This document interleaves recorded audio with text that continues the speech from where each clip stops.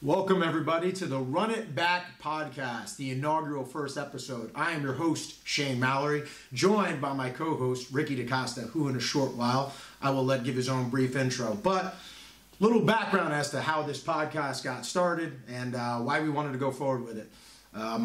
We actually met up a couple months ago through mutual friends, obviously, through a job.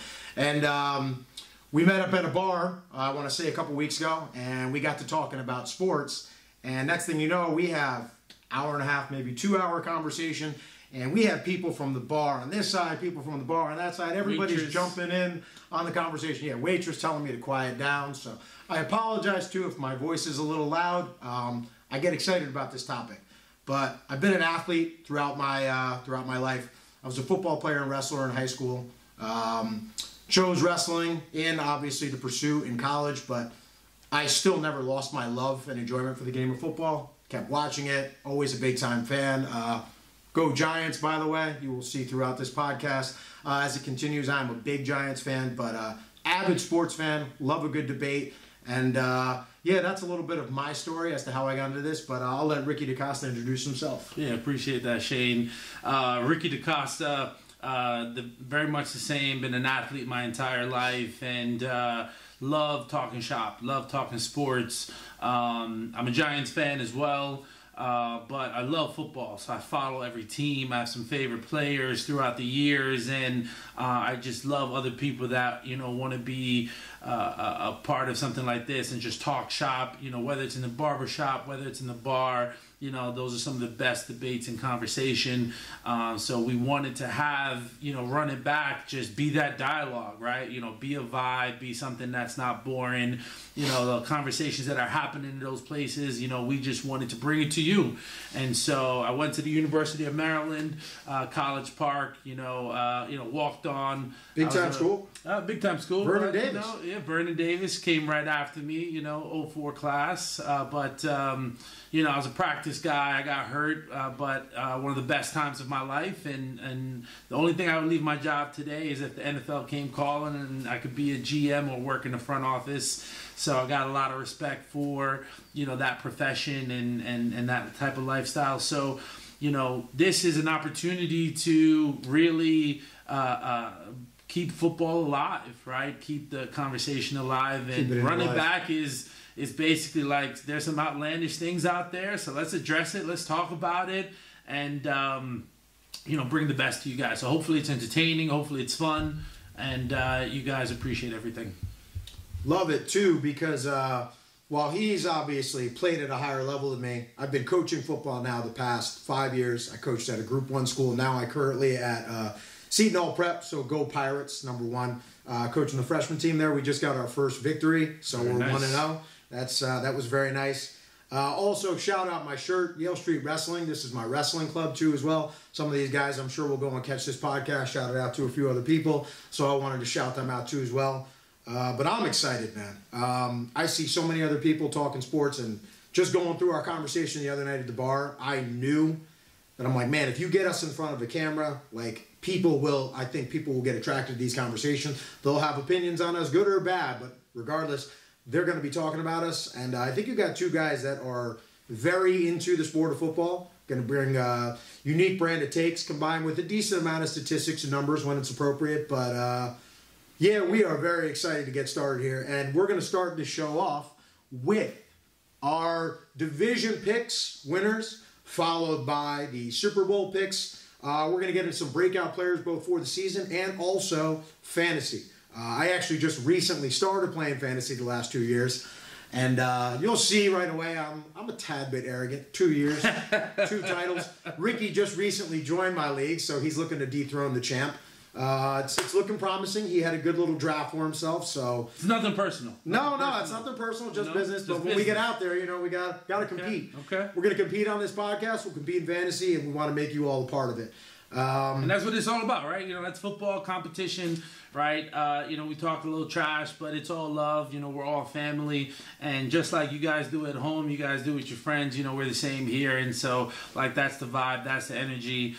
He brought up, the night we were at the bar. What was awesome about that is, literally we took over the bar, right? Everybody got into the conversation.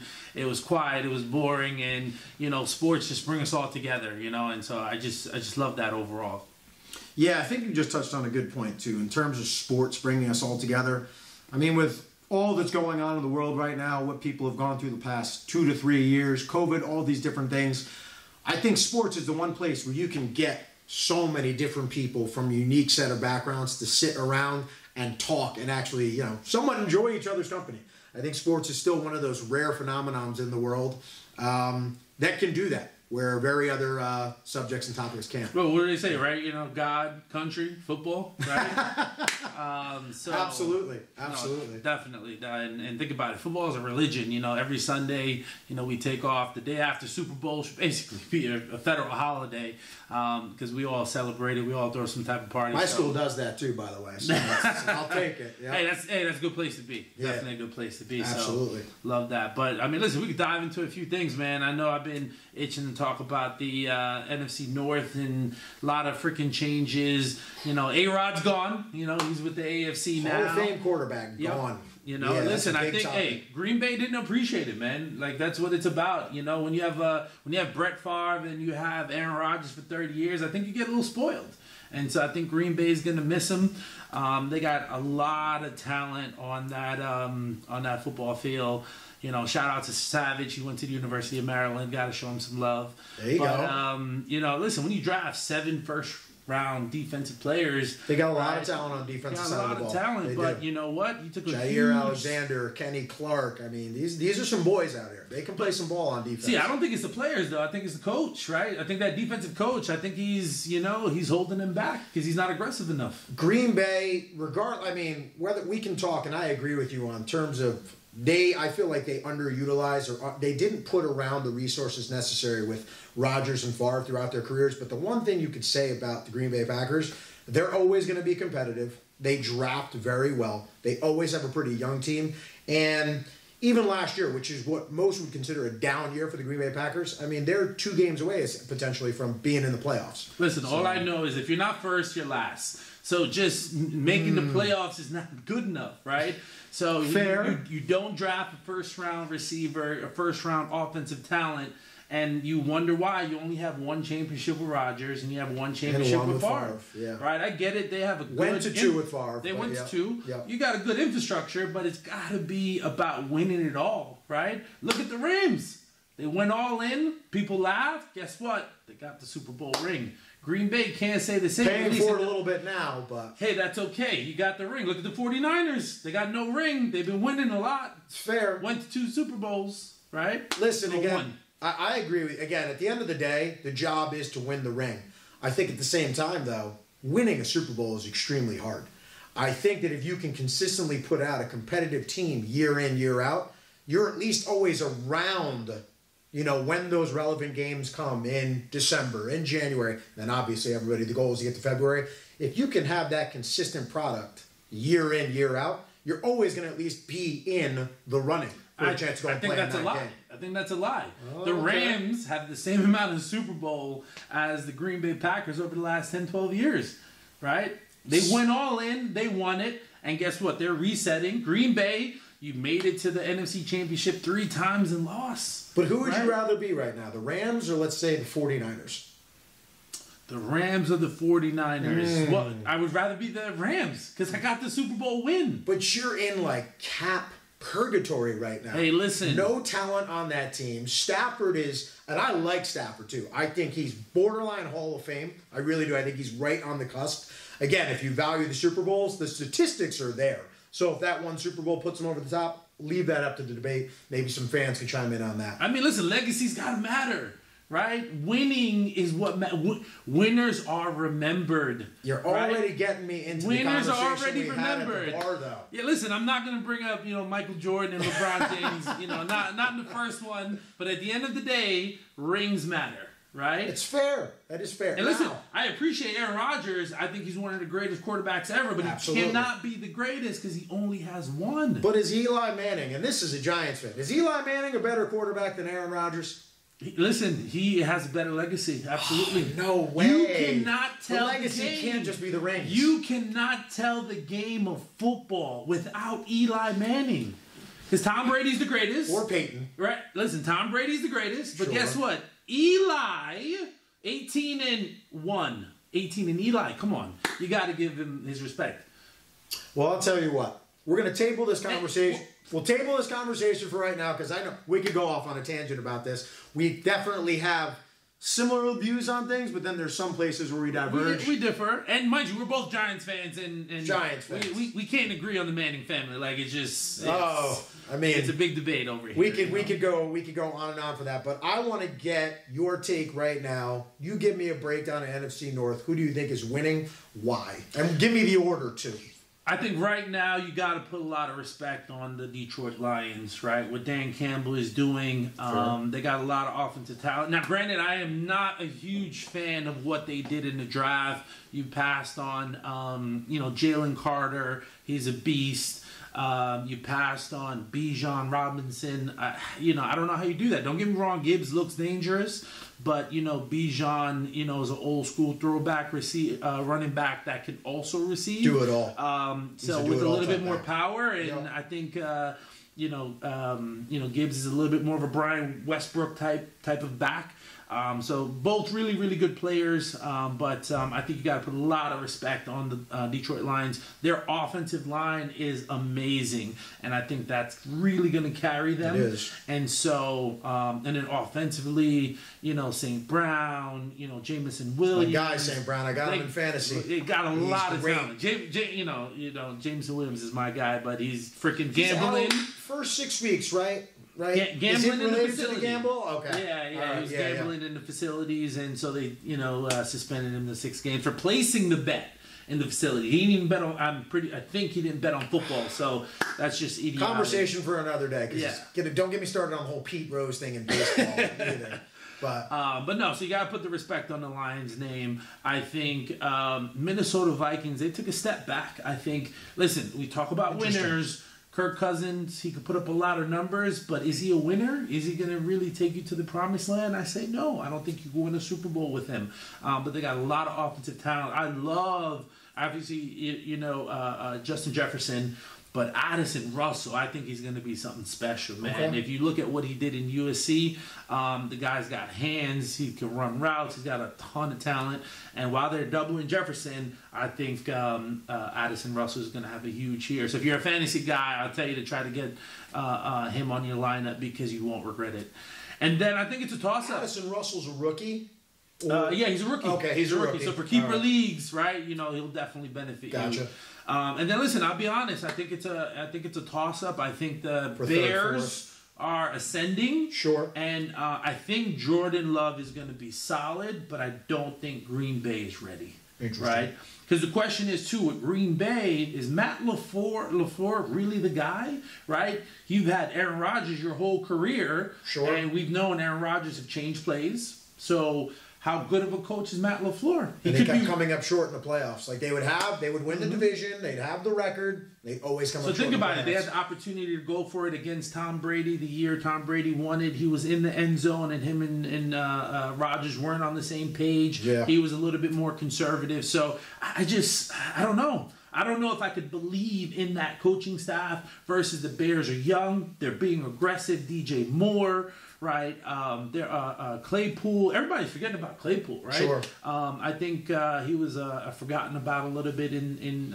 Pittsburgh. Well, the Bears, DJ Moore and Claypool. I mean, that brings a big time boost to their passing offense. One of the worst passing offenses in the league last year. Yeah. So terrible. It's got to be improved just on those additions alone. Mooney, right? They got a lot of offensive talent. So I think the Bears are ascending. And I think there's too much they have questions. Rashawn Johnson, too, who was Bijan's backup over at Texas. But don't sleep on Rashawn. Rashawn can play. I would not be surprised to see him make an impact this year. You got no argument for me there. So if I had to rank it, it's going to be... And Khalil Herbert, too. Yeah, Khalil Herbert. But I'm thinking the Lions. The Vikings. Vikings. Bears. and then the Green Bay Packers. I got them last. So I'll quickly piggyback off and I'll work backwards. I agree with you with the Packers for one reason. If they went 8-9, with more or less this same roster last year, a couple of little rookie additions, but anybody who watches football enough knows the Packers never do anything in free agency, unfortunately. They had a shot at J.J. Watt a couple of years ago. They wouldn't do it. You got a guy They like almost Rodgers. traded for Jonathan Taylor. I think that's They super were exploring interesting. it. They were exploring it. Is there a little dissension now in the backfield because you got A.J. Aaron Dillon, Jones and you got A.J. Dillon is in a contract year, too. So did they think maybe if we're going to go re-sign a running back, could we bring in somebody like Taylor, give away Dillon? Maybe that somehow mitigates the draft capital you got to take away, and then you figure out re-signing Taylor. So you're going to trade. So you don't want to pick up free agents, but you want to trade for Jonathan Taylor, give up draft picks, and then pay him a lot of money. How does that make sense? They didn't end up doing it, so I guess they wanted to just explore. Listen, if a guy like Jonathan Taylor is at least on the market, you have to explore it. What I will say with the Packers is the fact that they went 8-9 with Rodgers last year. I have to assume that with Aaron Jones, who I love, by the way, I think he's an underrated back. He's getting older. He is a year older. Okay, you're probably going to be a lot more dependent on that running game because Love is a brand new quarterback. I just don't know with Love yet. And because of that, they finished fourth for me. I'm with you on the Bears. I think they're ascending, but I think they're 2 years away. Offensive line, still a work in progress. Significant upgrades on the outside with their weapons. Fields, first of all, you want to talk about fantasy? That's a fantasy god right there. That guy is just, provided he stays healthy, that guy will tear it up for you fantasy-wise. But as a team, I don't think they're there right yet. Their defense needs to catch up to where I think their offense just made their bounds. Second, I'm with you on the Vikings. And the reason I think with the Vikings is interesting research I did. They had the most wins by least amount of margin of victory last year. So the most one-possession victories. In the NFL, it's regression to the mean. If a team goes 13-4, winning that many one-possession games, you have to think some of those, at least half of those games, flip the other way. I still think they're good. They also, a little bit of a misleading record in terms of their defense. They were one of the worst pass-running defenses last year. They were not that good against the run either. So I'm with you. They did something about it, though. They got Brian Flores. Yes, they right? did bring in he's a some hell of a coach, and so he can account for a win at least. System and scheme is everything to me in a game like football. But I do agree with you on the Lions, and it's interesting that you talk about the Lions. Now, the Lions did a ton on their offense. And while they did lose DeAndre Swift and Jonathan, he went over to the Saints. I'm drawing a blank on his Williams. name. Jonathan Williams, okay? Yep. But they bring in David Montgomery, and they bring in Jahmyr Gibbs. I think that if those two are healthy, I actually think that's a slight upgrade to the backfield. Sam Laporta, the tight end, I think is going to be a stud.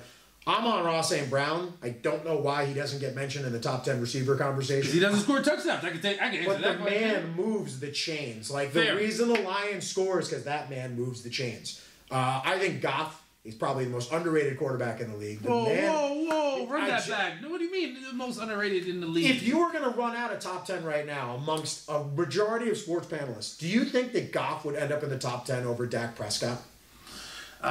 Jesus Christ. I mean, I basically think they're the same player, but... One's been to a Super Bowl, and you are big about the wins. And, listen, if you can't win the Super Bowl, you got to at least get to the Super Bowl.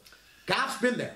I would say Dak's had at least comparable talent to what Goff's had in his career, even when he was on the Rams. Well, listen, we talk about the Cowboys, right? I mean, their ownership is not going to allow them to ever get to the Super Bowl, Can't wait right? to get the NFC East. So, can't wait. Yeah, we could definitely get there. But listen, Goff has developed. He's looking better. I think you should put a little bit of respect on his name, but he's not in the top 10 yet. Not in the top 10? Again, conversation for next week. Yeah. But I go with the Lions now. Their defense was not very good last year. They will be good again. It's a big name that I feel like a lot of people are forgetting. Mr. Aiden Hutchinson. That man can play.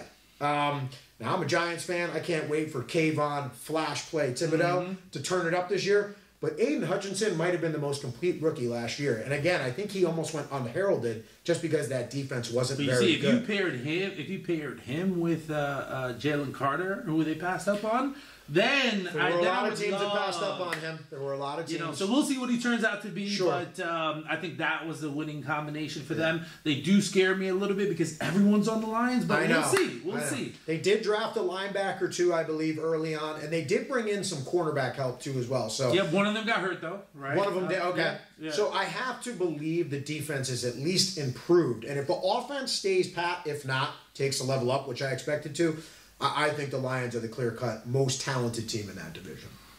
Yeah, I can't argue with that.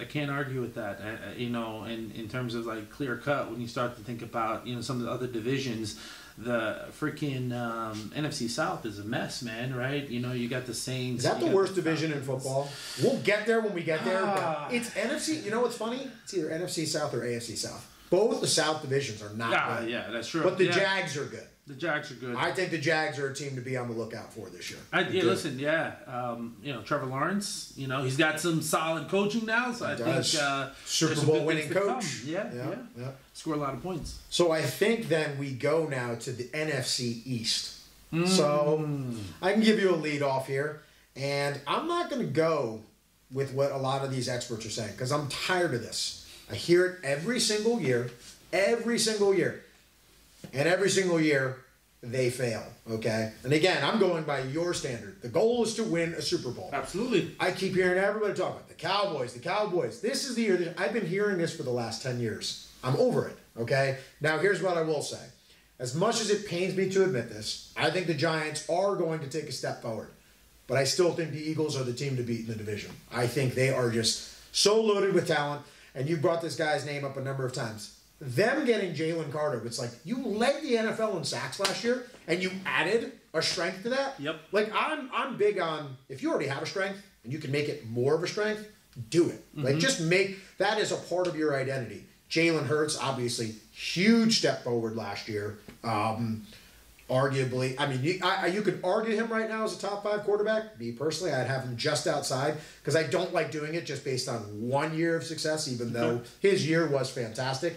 But Jalen Hurts, they brought in Rashad Penny too to be a backup running back. He always gets hurt though, so he does. You can't rely on him. He's not coming in as the starter, so for him to come in and just be a second-tier back. He was a second or third-tier back in he Seattle. He did start in Seattle last year, and then he ended up getting hurt. I had him on my fantasy team, so but they're very running back by committee-esque, the Eagles, so I think he'll be okay in that type of system. But even that aside, the weapons. A.J. Brown, Devontae Smith, Dallas Goedert. I mean, that team. And then when all that fails, they got arguably one of the best offensive lines in the league. Kelsey. They got a quarterback who's figured out how to throw, it seems, at least based on last year. And when all else fails, he can go and run. Nightmare to defend defensively. And, I mean, defensively, they come back with a defensive line. They bring everybody back where their front seven, as I said before, they led the league in sacks last year. That's an important statistic to me. Because, again, the other team who I finished 3rd or 4th, Kansas City Chiefs. So you have 2 top 5 sack producers in the Super Bowl, showing you that sacks at the end of the day are huge in terms of a defensive statistic. You say defense matters? Is that what you say? Defense absolutely matters. It absolutely matters. But the Eagles, top to bottom, most complete team. This is where I'm going to deviate from a lot of people. Okay. I think the Giants take that step forward. I think the Giants and Dallas are going to butt heads this year. And I think the Giants are going to end up edging them out for that second spot in the division. Okay. I will say this.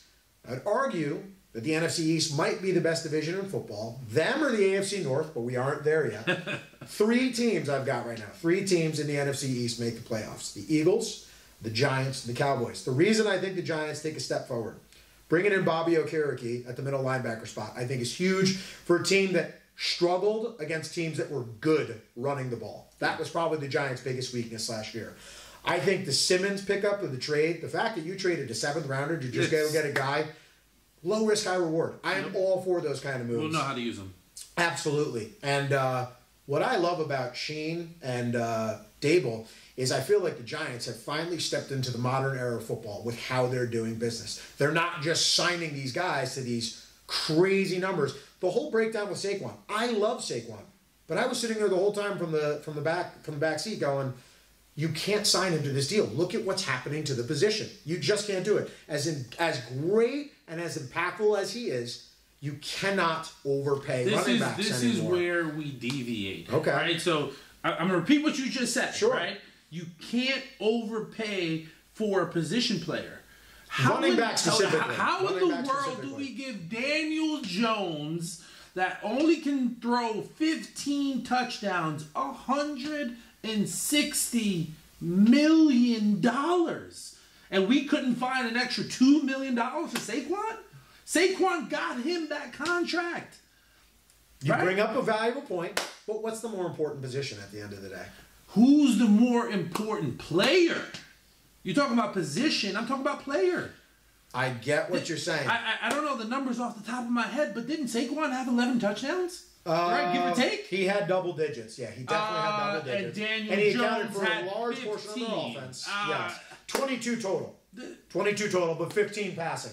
And listen, fair on the Jones point. Now remember that $2 million. We couldn't get him an extra $2 million a year. We couldn't get him $25 million guaranteed. This is why I love Joe Shane, though. There's an out after 2 years. Only $90 million, I think, about is guaranteed. So That's it was fair. actually a smart contract in the long run. At the end of the day, you're not going anywhere if you don't have the quarterback position solved. And you're seeing it all over the league. You can't, outside of the Tennessee Titans, you can't look at a team right now and just go, oh, they're just going to run this one running back out there. It's happening all over the league. Teams are running 2 and 3 running back sets right now. Now, I'm not saying they're literally walking up to the line with 2 running backs in the game, but they are game planning to use 2, if not 3 backs throughout their game. But at the end of the day, right, when you have an elite back, when you have a Derrick Henry, when you have a Nick Chubb, when you have a Saquon Barkley, if I'm not mistaken, he was responsible for like almost 50% of the team's offense. I think it was even more. Right? No, I think it was even more, yeah. But listen, as a player, right, when you put in that hard work, when you are a locker room guy, you got to send a message to your team that, hey, this guy deserved to be paid. Right? Did Daniel Jones really earn the respect of all the players in there? Based on last year, though? Right? I don't know. And here's what I'll say to Jones. Everything you say about Jones, I think, is valid, 100%. The thing I will say about Jones, though, last year is who was he throwing to and who the heck was protecting him? The Giants the last couple of years have had one of the worst offensive lines. And again, you're a former football player. You played in college. Systems matter. When you are a quarterback that comes in and your regime keeps changing, Daniel Jones comes in with, I can't even remember the coach's name. Pat Betcher, I think his name was. He was the head coach. Got fired after that year. He has Joe Judge for the next 2 years. We all know how that went. Oh, Jesus Christ. But again, the offensive line, awful the entire tenure that Jones has been there. The weapons around him, awful. Kenny Galladay to an almost $100 million contract. Listen, that's not even on the team now. Listen, let the record show. I don't have an issue with Daniel Jones. I got you. I have an issue with $160 million. Granted, there's been always some look changes. at the guaranteed money. Fair. There's been some changes, but initially he was the 7th highest paid quarterback when he signed the deal. So that's my issue. If you're gonna pay somebody $40 million a year, I get it. Can you give me 30 touchdowns? I get it. Is 25 too much to ask for? That's all that I'm saying. Sure. Right? I'm a Giants fan. I believe in Daniel Jones. I'm on the team. I got but you. $40 million, $2 million for Saquon, that just doesn't seem right. Well, and I would guess the guys in the locker room feel similar. All the things that I've been watching, though, and hearing it's nothing but glowing reviews about the Giants and the culture they're building right now. And I think that thing to Saquon was... Is that culture coaching or leadership from the quarterback? I think it's a lot of everything. I think everyone is... First of all, I think a lot of it... I think you copped that right there. I think a lot of it has to do... I think a lot of it has to do with Dable. I really do. I think that team is buying into Dable. And I think what Dable is trying to preach across the team is, we love you all. We want to try and keep all this team together. But no player is bigger than the New York Giants. And I think that's kind of what they tried to do with Saquon in one way, where it's like, we love you, man. And we obviously know you are important to this team's success, but we cannot overpay you. One, the Giants are already in cap hell. They're starting to get themselves regulated right now. Mm-hmm. So to then just go and pay on a running back who, I love Saquon for the record, but let's not act like Saquon hasn't had his injury issues, okay? He has had them. You could talk about his injury issues, or you could talk about, the lack of success of Daniel Jones. He had one good year and got paid. Now, you can argue they should have... Finished the rookie year nice, but I agree with you. Yes, he finished strong, right? Had that one 5 touchdown game. He showed you the promise. Absolutely. And look, was it bad business to not give him that 5th-year extension? Yes, right? So because you didn't give him the 5th-year extension and paid him $20 million, you decided to pay him $40 million? Here's my argument. Who was going to give him that in the marketplace? Who? We were betting against ourselves. It's a fair... No, listen, that is a great point. I will say this, though, especially with the CBA about to go up, I believe, in another year or two, that quarterback contract's actually going to look like a bargain in the long run. Listen. Because you have to pay quarterbacks. If I don't agree with it either in the long run. If he continues to progress, it's going to be a good deal. And listen, I hope and I believe in the kid that he's going to progress. Sure. Right, but at the end of the day, I'm just talking about from the locker room standpoint. I think it would have been nice if Saquon got paid, even if you gave him a short deal. But I'm looking at it purely from a business standpoint. I completely agree with what the Giants did. But we'll talk more about it as we get back on here. So. All right, so you want me to? So I already started it. I thought y'all were already getting into it. We're ready. Yeah, we had a little intermission or whatever, but just go. Listen, at the end of the day, right? I'm rooting for them. I think they're going to be successful, and we do have a tough schedule, so there's going to be some challenges. But I think the coaching staff is that good that we're going to be, really competitive, and we have a shot at really making the playoffs. I mean, listen, the NFC, our conference is weak, right? So there's not a lot of great teams. So I think the Giants, should step up, should make the playoffs. Where I disagree with you, I think we all can agree that Washington is going to finish last. Agreed. Where I disagree with you, now remember, I am a Giants fan, and in what I'm about to say makes me a little sick. But I think, and listen, do you agree the Eagles are number one? No. I think the Cowboys are going to win the division. This too, huh? Here's why. Okay. Right? In the last 20 years, no team in the NFC East has won the division. Back to back. Gotcha. So, therefore, the Cowboys are going to win the division. Or if I go on history, that repeats itself. Or that's just a silly streak that's meant to be broken. 20 years is not a silly streak, right? No, like fair. that is a habit. It shows also a very competitive division. Fair, but listen. So that means something is going to happen, right? The Eagles are playing a super tough schedule. Sure. Granted, they lost their OC too, which I think is huge. I think it's huge. It is. But I think they're going to be okay. I just really think they're going to be okay. I think talent. Where I have a ton of respect for Jalen Hurts, and that I hope, right, Daniel Jones can have a level of progression like this, is that each year Jalen Hurts comes back with one new thing, one new skill that exactly. That's what I want to see from Daniel Jones. If he does that, if he he was pretty accurate. He didn't have a lot of turnovers this year, but best year turnover ratio wise. Exactly. But we need the touchdowns from him now, right? So we need, and we have the weapons. You didn't even bring up that's what I was going to go through. Right. So we have the weapons. I like the rookie Hyatt, right? So we have the talent, right? But I brought in some burners, right? So Hyatt. My first exposure to Jalen Hyatt, I come over to my friend's house late in the afternoon last year, and the Bama-Tennessee game is on. Okay. And we come down, and it's like the fourth quarter, and I'm like, who is this dude that is literally lighting Alabama's defense on fire? I'm like, who is this guy? This guy is burning Alabama's D. I like Hendon Hooker, too, by the way, the Tennessee quarterback. Yeah, so which, low-key, I think, on the Lions, that's like a 2-year project because he was hurt, but he could throw the rock. I think, are you going to pay Goff, or are you going to let him walk, right? So that's going to be a thing I think that's why they drafted him. Exactly. I think, Goff, I believe, is 29, so I think he'll be turning 30 this year. And while Goff is good, if you have Hendon Hooker has that dual threat, which seems to be kind of the mold of the new quarterback nowadays. You want at least that element, that threat to it. But Hyatt, I'm watching Hyatt, and I'm like, who the heck is this guy? I'm watching the Giants fast forward through the season, getting to the draft. When they drafted him in the third round, I was like, this is awesome. It's just a steal. Now you got Hyatt and Campbell. Now, let's see their ability to run the entire route tree. But you got two burners that can at least take the top off the defense. Pair that up with a guy like Waller, and all of a sudden a guy like Hodgins, who really started to get his mojo and connection with Jones last year, can live and clean up in the middle of the field. And the other guy, I think, everyone's talking about Waller just because he's such a beast of a threat. He's so big. He's fast.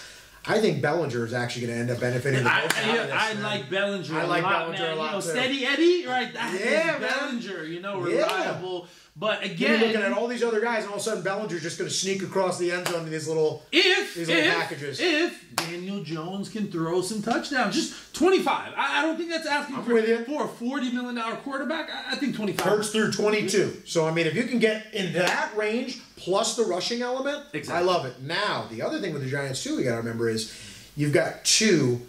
We might have the best left tackle in the game in Andrew Thomas. That man is a monster. I'll say this. Definitely the most athletic.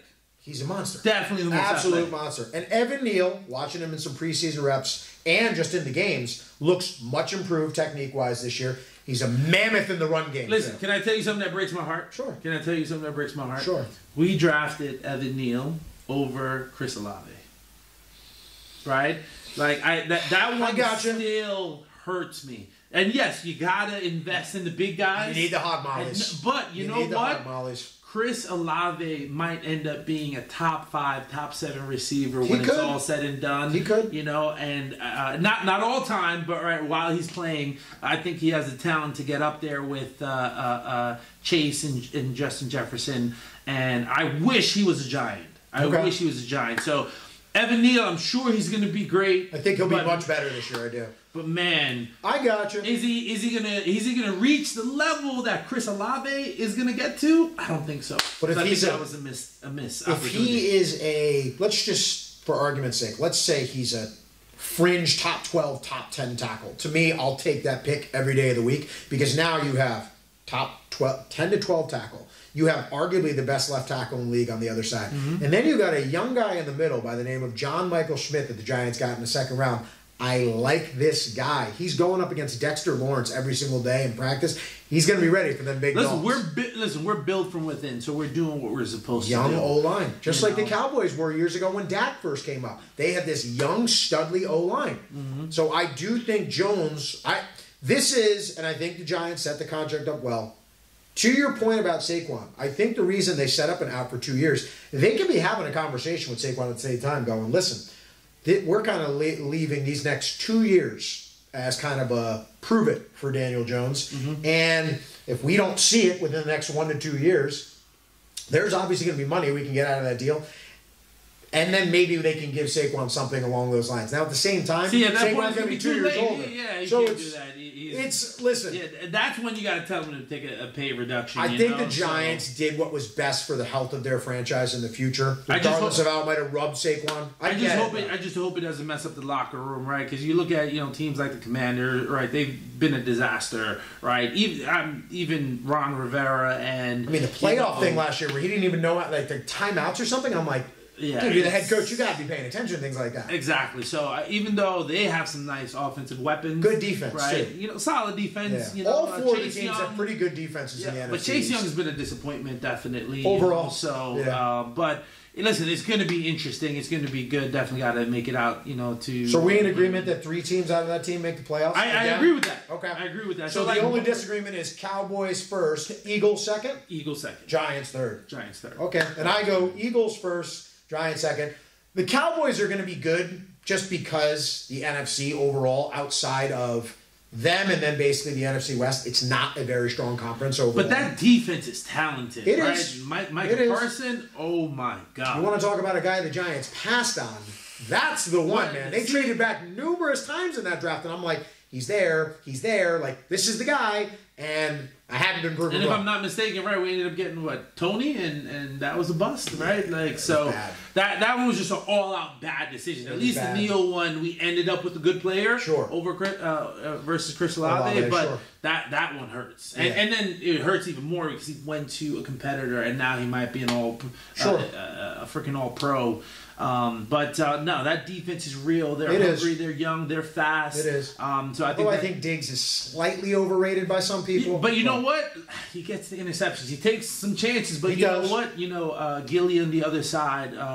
Gilmore that they got from the Colts. I think he's going to school him a little bit to hone his game. Be nice. Right? It's one thing to have great athletic talent and ability. They have a Pro Bowler at every level of their defense. So I can't argue with your reasoning. Here's what I'll say to put somewhat of a wrap up on the NFC East. we're more or less in agreement that 3 teams make it. We're just differing on the order. I think we can both, I think a lot of people agree the Redskins are kind of just, it's hard to talk about them this year. An unknown commodity at quarterback. Jahan Dotson is a nice young player, though. Yeah, he receiver. is. No, he is. Little fantasy sleeper right there, too, as well. I think he's poised for a decent year because I think they'll be throwing a lot because they'll be playing from behind.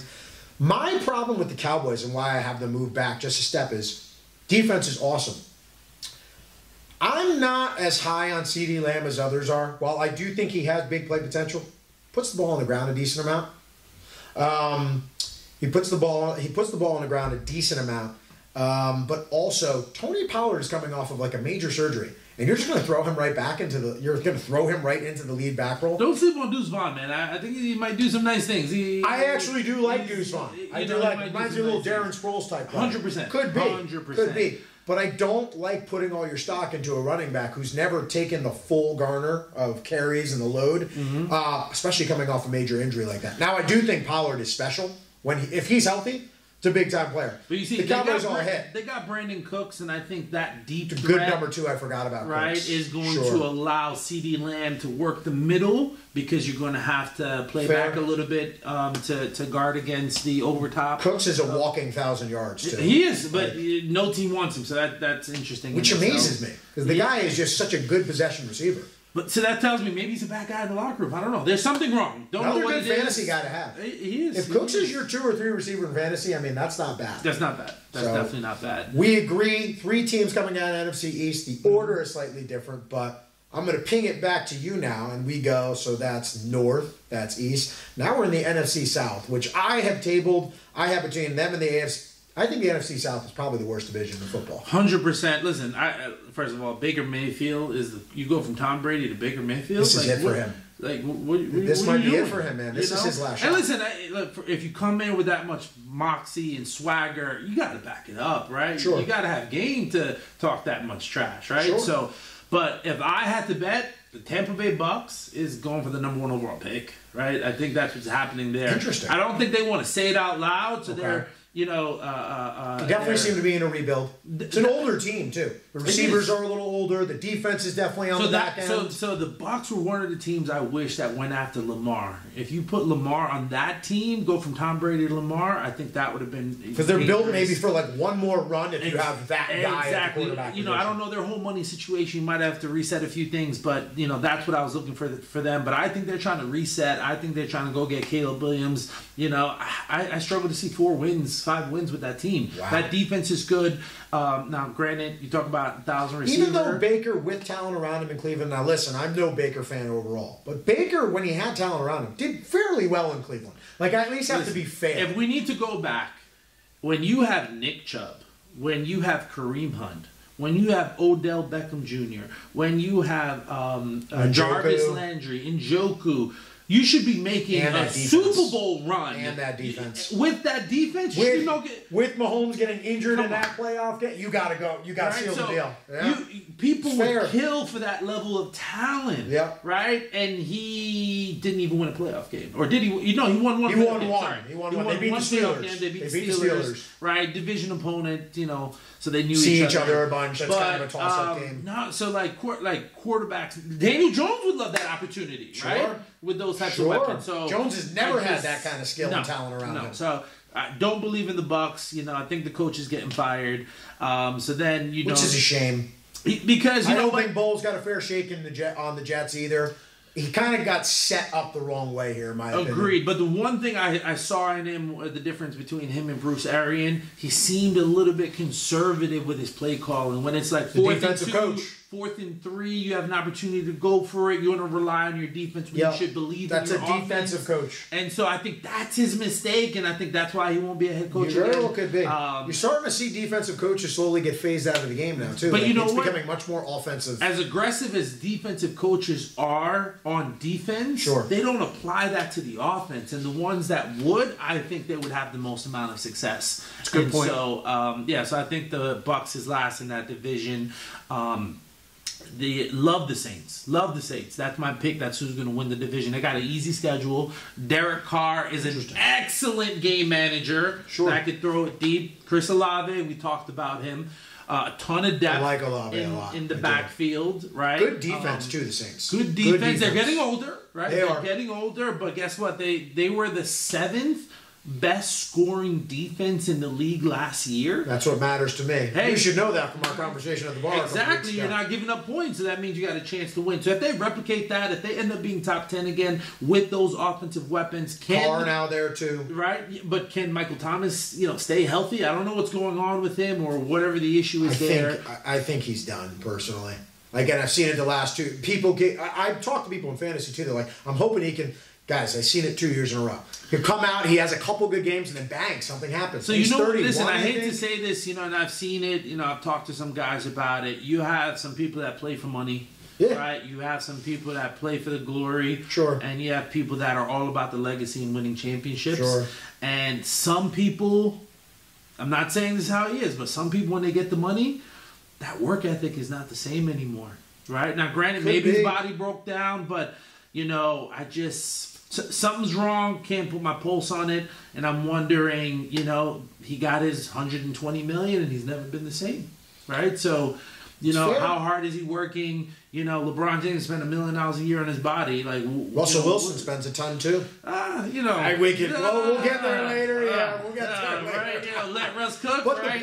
But the point is, great dedicated athletes are going to make the necessary investments and adjustments to take care of their body long term. Yeah. Michael Thomas could be that guy. I don't know. It's interesting you bring that up though, because I've watched so many different interviews of like high level players, and one of the questions that'll commonly be asked is how many of the guys in the NFL are actually like all in, like all bought in, like nutrition, the way they live, the way they sleep, everything. And the guy was like, honestly, he was like, probably of all the talent in the NFL. He said less than 20% of the guys are like totally bought in. Most of the guys that are just there purely on talent. Now, most of the guys do a fair amount of things well, but they don't do like everything. Yeah. And then a lot of them are literally there just relying on talent.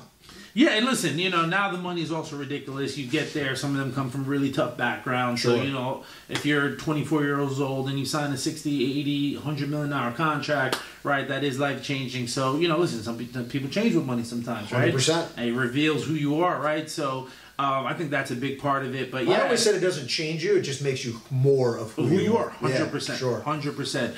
So, but no, that's and listen, it's a violent game. You look at Andrew make your money Luck, while you can. Yeah, you make the money, and if you can retire at 29 with $50 million in the bank, I don't think anybody could really be mad at you, right? No. So I definitely understand that, but you love to see the guys like the Tom Brady, playing in their older years. They're all about winning. They're all about success. It was a shame with Peyton Manning. His body broke down because he would have pushed. He did everything yes, too. It's just sometimes you unfortunately get a bad luck in terms of the roll of the genetic wheel. Like but you're just predestined for Peyton. I think it's that neck injury. He was just never the same, right? Like, sure. I think if it wasn't the neck injury, the Colts he gave up on him. The Colts thought he was done. Yeah. Then he goes back and he wins what? He wins the Super Bowl. He wins 1 or 2 MVPs. I think he won one. No, one MVP, he won one. Super Bowl. He finished second because Adrian Peterson came back 6 months after ACL surgery and just went off. I mean, he rushed for 2,000-something yards. That was the only reason Manning could have been a 6-time NFL MVP. But we're not going to go. We're not going to go down that path right now. We're still in the NFC South. 18 and Eli. 18 and Eli. But listen, and then you got the Panthers, right? Bryce Young. Good defense. Good defense, it is right? a good defense. But they don't got any offensive talent. You pick about Allen Thielen. So we'll see what happens there. Thoughts on Bryce Young? I think he's going to be okay, right? I want to see the offensive weapons they put around him. They got a good coach, so there's a lot of belief in there. They're in a weak division, so he's got a shot. Sure. He's in warm weather, so... He's got good escapability, too. Like, watching him against the Giants in the preseason game, he seems to already understand my O-line isn't great. So you could just see, as soon as the Giants got pressure, he'd be out very quickly. He's got to put on some weight, though. That's what I want to see from him, I don't like the idea of him taking... the hits. Too many hits. Yeah. Sure. I want to see him put on some weight. And listen, the Falcons, boy, whew. That's my surprise team this year. Listen, that is my surprise team. Will they throw the ball at the Pitts? I don't get it, right? Like he's an animal, and I don't even know if they'll throw him the ball. Bijan with Dijon, right? yeah, and then nickname right there. You got Drake London. Solid offensive line. Sure. So I think third. They finished third in total rushing offense last year. You added Bijan to that. Remember my point earlier about taking Carter and adding him to the number one sack defense last year. Mm-hmm. Well, now you add what most people, agree on is the best back coming out of that draft to one of the best rushing offenses. But your defense might get better just by ball possession and running the ball down people's throats. Who's their quarterback? Right? It's Ritter. Ritter. What's his first? Desmond Ritter. They're not going anywhere. Ritter. Where did he play college ball? Cincy. Okay. Played with Sauce Gardner. So listen. I just don't think he has a talent. I don't think he can read the defenses and see the field naturally. So I don't think he's like a pure quarterback that way. I'm willing to give him the benefit of the doubt of a full season. I think he could be an acceptable game manager, but I think the Falcons will need a professional quarterback with some accuracy. I think that's what matters, and I think that's the difference between them and the Saints. So I think Derek Carr literally will be the difference. And why the Saints win that division. But only one is coming out of that division. Only one, absolutely. I agree with you. So, I agree with you overall. Mm-hmm. I think the Saints, between their veteran defense and the fact that it's performed consistently over the past couple of years, bringing in a guy like Carr, who's a proven quarterback commodity, has made it to the playoffs before that idiot that they got head coaching out in Las Vegas right now, who I don't think makes it through this season for the record, ruined him. I think Carr rebounds well. They brought in a bevy of nice running backs, too. They have another nice rookie, too, Keandre Miller. So it's Keandre Miller. Mm-hmm. It's the kid from Lions, Jamal Williams. Yep. And then there's Alvin Kamara. Yeah, he's out 3 games. That's the thing with Kamara. Like, when he plays, he's awesome. Yep. He's just been getting a little bit more dinged up this year. But a guy like Olave, I think the Saints win. I do think the Falcons challenge a little bit more. Mm-hmm. I don't think they make the playoffs, great. obviously. Yeah, they'll fall They're second. Apart. Yeah, I think the Falcons are like an 8, maybe 9 win team. 9 is probably their cieling. I'll give them 7. You'll give them 7? 7. Give them 7, I think they finished 7 last year. That's why I think they're slightly better this year. They get 1 more. This is tough here too. Between the Bucs and the Panthers, I probably have to say the Bucs finished 3rd. Simply because just the talent that they still have on the team alone, if Baker can just be average, I think they're going to just stumble into a couple victories. The Panthers, just Bryce Young. Who are you throwing to? They got the rookie Mingo, who I'm hoping for. I picked up in fantasy. I'm hoping he steps up as a number 1 target. But I just don't see the overall talent on that team. I think Rachaad White is going to be solid and really help that run game down with the Bucs. But at the end of the day, Baker is not accurate. I agree. So I agree. I think they're going to be a 4 or 5 win team. Okay. So we got the Lions. We got 3 coming out of the NFC East. Yes, with that being the Cowboys, Eagles, Giants. So that's 4 teams. Then we got 1 down in the South, and the Saints. That's 6. So we only had 1 more now from this last division. And guess what? I think the Seattle Seahawks have something to say about that, man, because they are trending in the right direction. Can Geno repeat it? 5. I'm sorry, 2 more teams. So it's going to be almost a repeat of the same playoffs as last year. I think so. Yeah, I think so. And so did the Saints win the South this past year? No, the Bucs did. The Bucs did. The Bucs did. Yeah. That's right. I keep forgetting. It's crazy that Brady retired. It feels like it's so long ago, and it was just last season. So that's the only change. Still 1 team. It's just the Saints now instead. Yeah. So we agree on that. So we'll go to the NFC West right now, and I think 2 teams are coming out again. I do. 49ers and Seattle.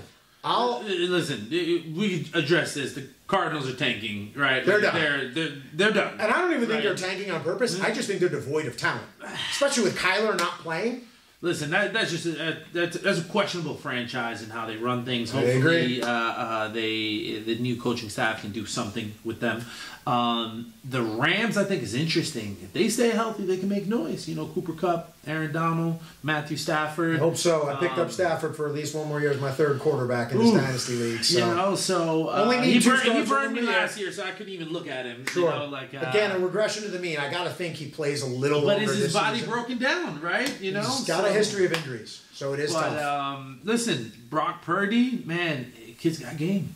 He does. He's got game, so small sample size, but that's played in some big games. Hey, played in some big games. About winning, right? Winning matters, Absolutely. and when he went down, they stopped winning. So that speaks volumes. But there's Isn't it crazy? They were 7-7 with the Eagles with fourth string quarterback in the game. Mm-hmm. Like, if Purdy stays out, I just really would have liked to see that game with Purdy healthy. I think the 49ers win. I do too. I definitely think the 49ers Wow, we agree. win. Yeah. Every once in a while it can It happen. can definitely happen, right? The clock is right twice a day. Sure. Right? Even broken. So if I'm looking at the NFC West right now, and I think it's a tougher division to pick, I'll still take the Niners at 1. Mm-hmm. And the reason I take the Niners at 1, I think Purdy is fine. But let's say it's catastrophic and Purdy, for whatever reason, doesn't work out.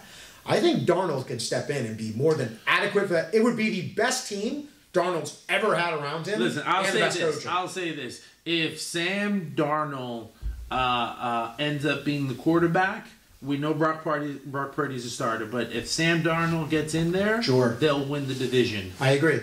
And I'll sneak him off the waiver wire. I think the Seattle Seahawks win that division. Do you? I don't like the tension that's going on with Nick Bosa right now, right? I think they'll get it done. They should get it done, right? They got a week done. left to get it done. Sure. But, listen, those things matter, right? They do, and, sure. And one thing that always worries me when a player sits out camp and then gets paid at the last minute. Gets hurt. It gets hurt. It happens right? all the time. You need that friction, right? Get the calluses going, right? Sure. And so that's my only worry. No matter how much you run, how much you work out, if you're not banging and hitting, your body's not quite the same. So right now, I think it's different for different players sometimes too, especially based on age as well. Yeah. Not sure. Bosa's still relatively young, but to your point, yes, I would rather have a guy in there in camp. That's what's worrying me a little bit about Joe Burrow, because this happened last year and they had a little bit of a slow start, but I think they'll be fine. Yeah. And listen, the 49ers should win the division. I want the Nick Bosa situation to play out. Sure. If he's not there or he gets hurt, then that team isn't quite the same, because I think he really makes it go. And so you're going Seahawks as of right now, though? As of right now, until that's with the contingent that he's building in Nick contingency Bosa, plans. This guy's I'm just Batman saying, over here. I'm just saying, right? Batman. Got to get ready if the Justice League goes rogue. Listen. The 49ers could easily go to the Super Bowl, right? Sure. But where is Nick Bosa? If Nick Bosa's on board and he plays 17 games, they're going to be super dangerous. If he gets hurt, if he doesn't get paid, I'm worried. Right? What if they trade him? Right? What if they can't afford him? Right? So sure. I want to see what happens there. Right now, the Seattle Seahawks, they're young.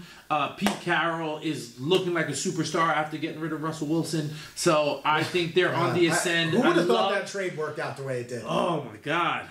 The Seahawks are raking in young talent right now. I love the cornerback that they picked up. He's a hitter, man. They're trying to rebuild the Legion of Boom. So there's a lot of Charbonnet and Kenneth Walker, a dual threat back. I think Charbonnet is going to end up being the starter, right? Yeah. I think so.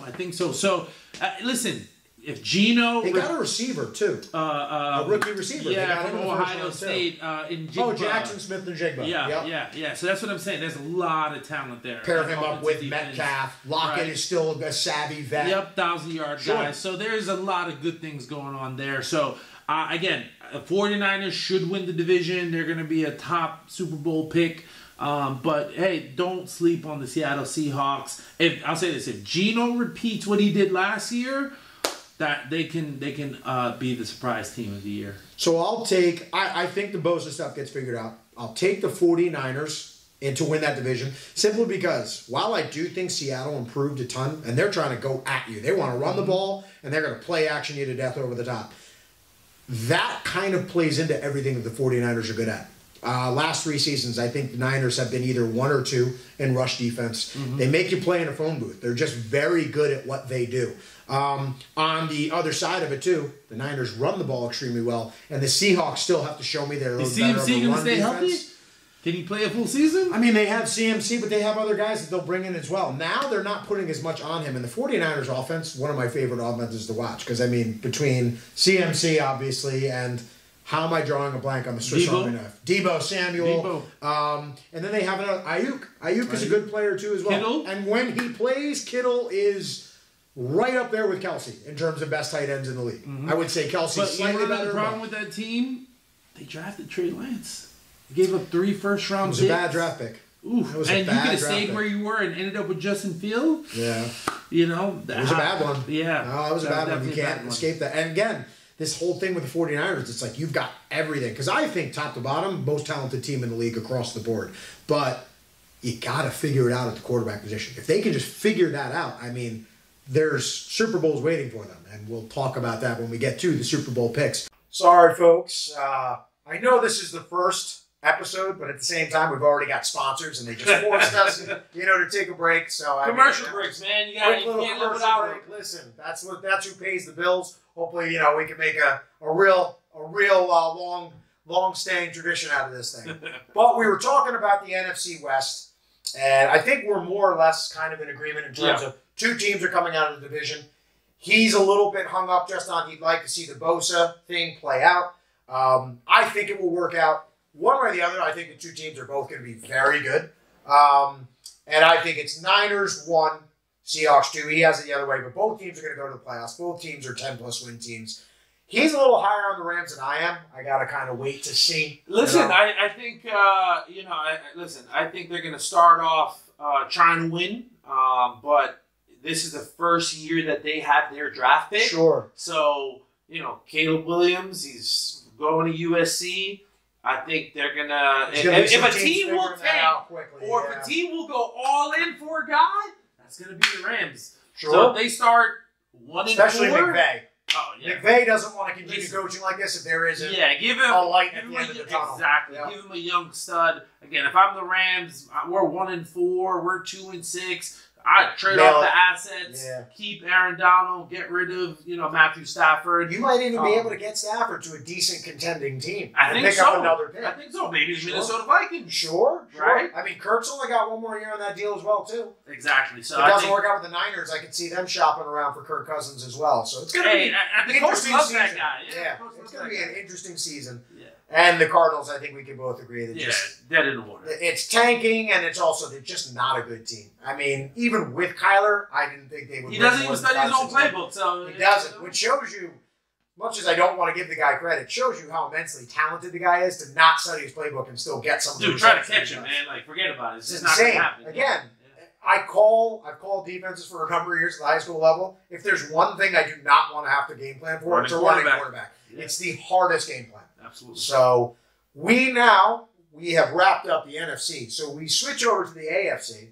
We go over to the AFC North, or as I like to call it, the black and blue division. Because that is physical, hard-nosed, tough-branded football with three, in my opinion, now, two historically, but three fantastically run organizations. Two, for the history, Baltimore Ravens and Pittsburgh Steelers, stand-up organizations. A.B. Moore.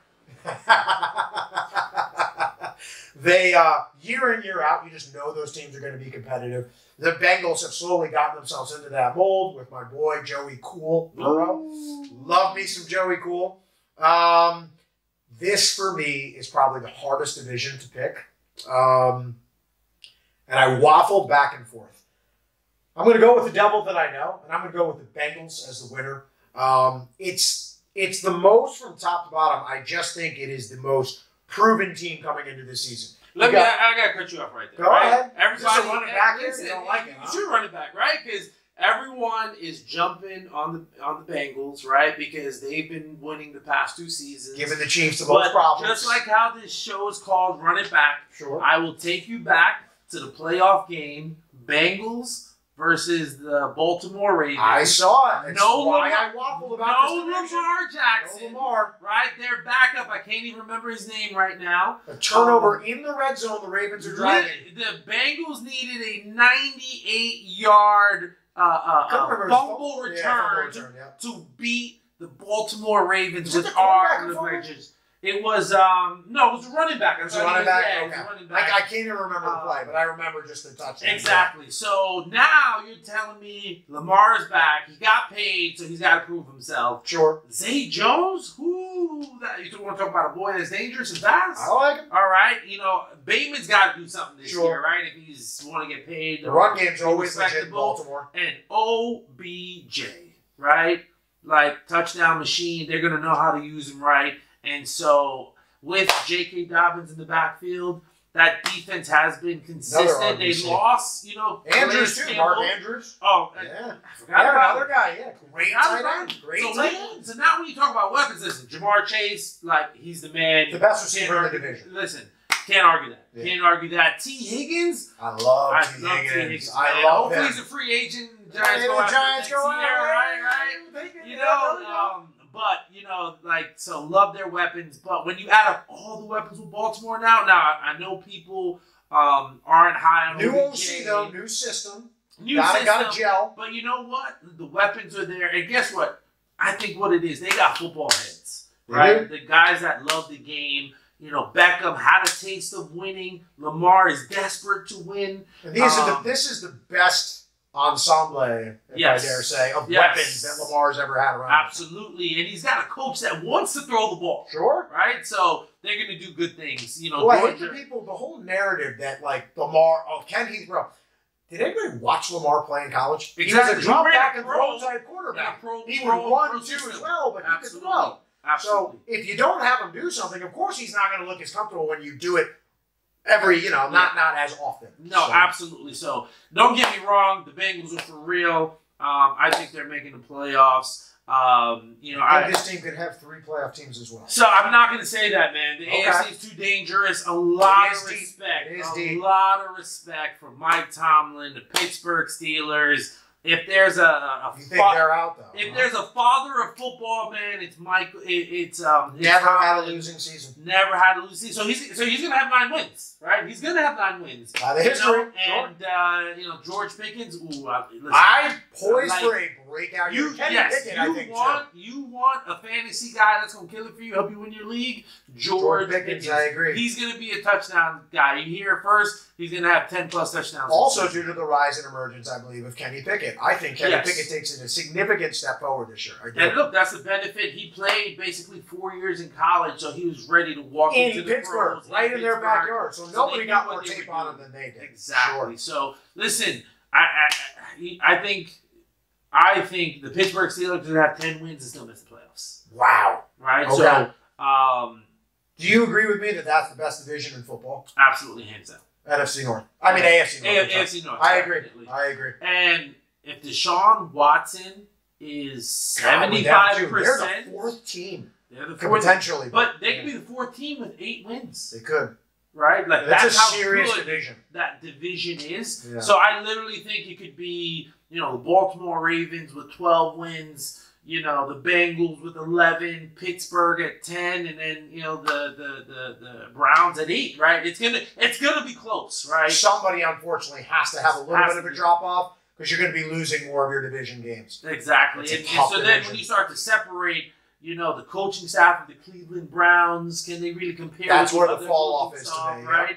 Nick Chubb is the man, right? A lot of respect for him. Stays healthy. He does his thing. He's he's the most complete back in the game. But he doesn't catch the ball, right? Yeah. So that's only knock. He's the best. I'll give him, if you want to say, not the as much as best some other runner, guys, sure, yeah. the best pure running back. I think great pickup too, as well. Like on pass plays. He's definitely reliable that way. So. But no, listen, the Ravens, man, they're going to do big things this year. Okay. Definitely big things. 12 wins, I'm projecting. So you got Ravens 1. Ravens 1. Okay. We both have the same teams that are in the top 2. I got Bengals, though, 1. I got the Bengals. I mean, we're going to get the Super Bowl pick later, but yeah, I got the Bengals with 12 wins. Okay. I got the Ravens 10 or 11. I think Pittsburgh is 9 or 10 again.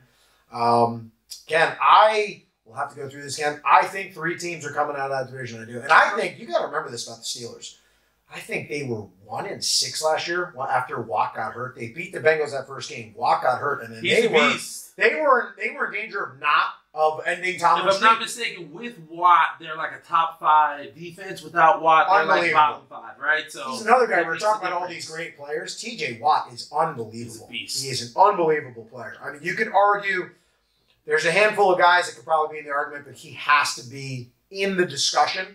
No, he's got to stay healthy, right? Yes. He's got to stay healthy. That's a part of it. His brother started to break down, so we gotta look at that. But no, that's the best division. I'm rocking with the Ravens. So you got Ravens. I got Bengals. You have the reverse. We have the same offer. Just 1, 2 is reverse. Definitely. 3 for me is Pittsburgh, who sneaks into the playoffs. Yeah, 4, unfortunately for me, is Cleveland has a lot of talent too. It's a shame. But there's 2 things. 1, I hate to say this, but It's Cleveland, unfortunately. I have to go with the history. You're just disrespectful, man. I understand, but listen, sometimes, I'm a history teacher. Hey, Cleveland fans, you should rip them, man. Cleveland fans, please don't come after me. I love LeBron James. No respect. I love LeBron James for the record. He's one of my all-time favorite athletes. He's got to go to LeBron James to show you respect and love, right? It's a Jim Brown is my favorite football player of all time, Cleveland. Otto Graham. Are we in the 50s and 60s? What are we doing here, man? But if I'm just being honest about it, with the way the organization has been run over the history of the franchise, Deshaun Watson, too, just looked very shit. Now, granted, he hadn't played football in 2 years, basically. 2 years. But that's not exactly a ringing endorsement to come into this season and put my stamp on of approval saying that that's the team I'm going to get behind. So, unfortunately, I think they finished 4th in a very tough division. Listen, Cleveland Brown fans, let me tell you this. You want some hope? Right, you're not going to win this year. I'm going to be honest with you. You're going to fire your coach, and then you're going to go get Jim Harbaugh. Wow. Yeah. Right? Is that what you think? And then your fortunes are going to start to change. Wow. Look at that. Right? Stefanski actually hasn't been bad for them, but if they underperform this year, he's gone. I agree. So definitely, I think that's what's going to happen. He's going to want to be on that team. He's going to want to coach Watson. Deshaun Watson. So, anyone can get the most out of him. I mean, I think so. With that run game, this is a guy. That offensive line. This is a guy that was up 24-0 on Patrick Mahomes and the Kansas City Chiefs in the AFC Championship game. Oh, maybe it was the divisional round. It was the divisional. It was the divisional round. I'm sorry, my mistake. Yeah, because then they went and whooped the Bills. Yep. But he's up 24-0 against the guy who we now are all heralding as the next Tom Brady, essentially, at the quarterback position. Better, but yeah.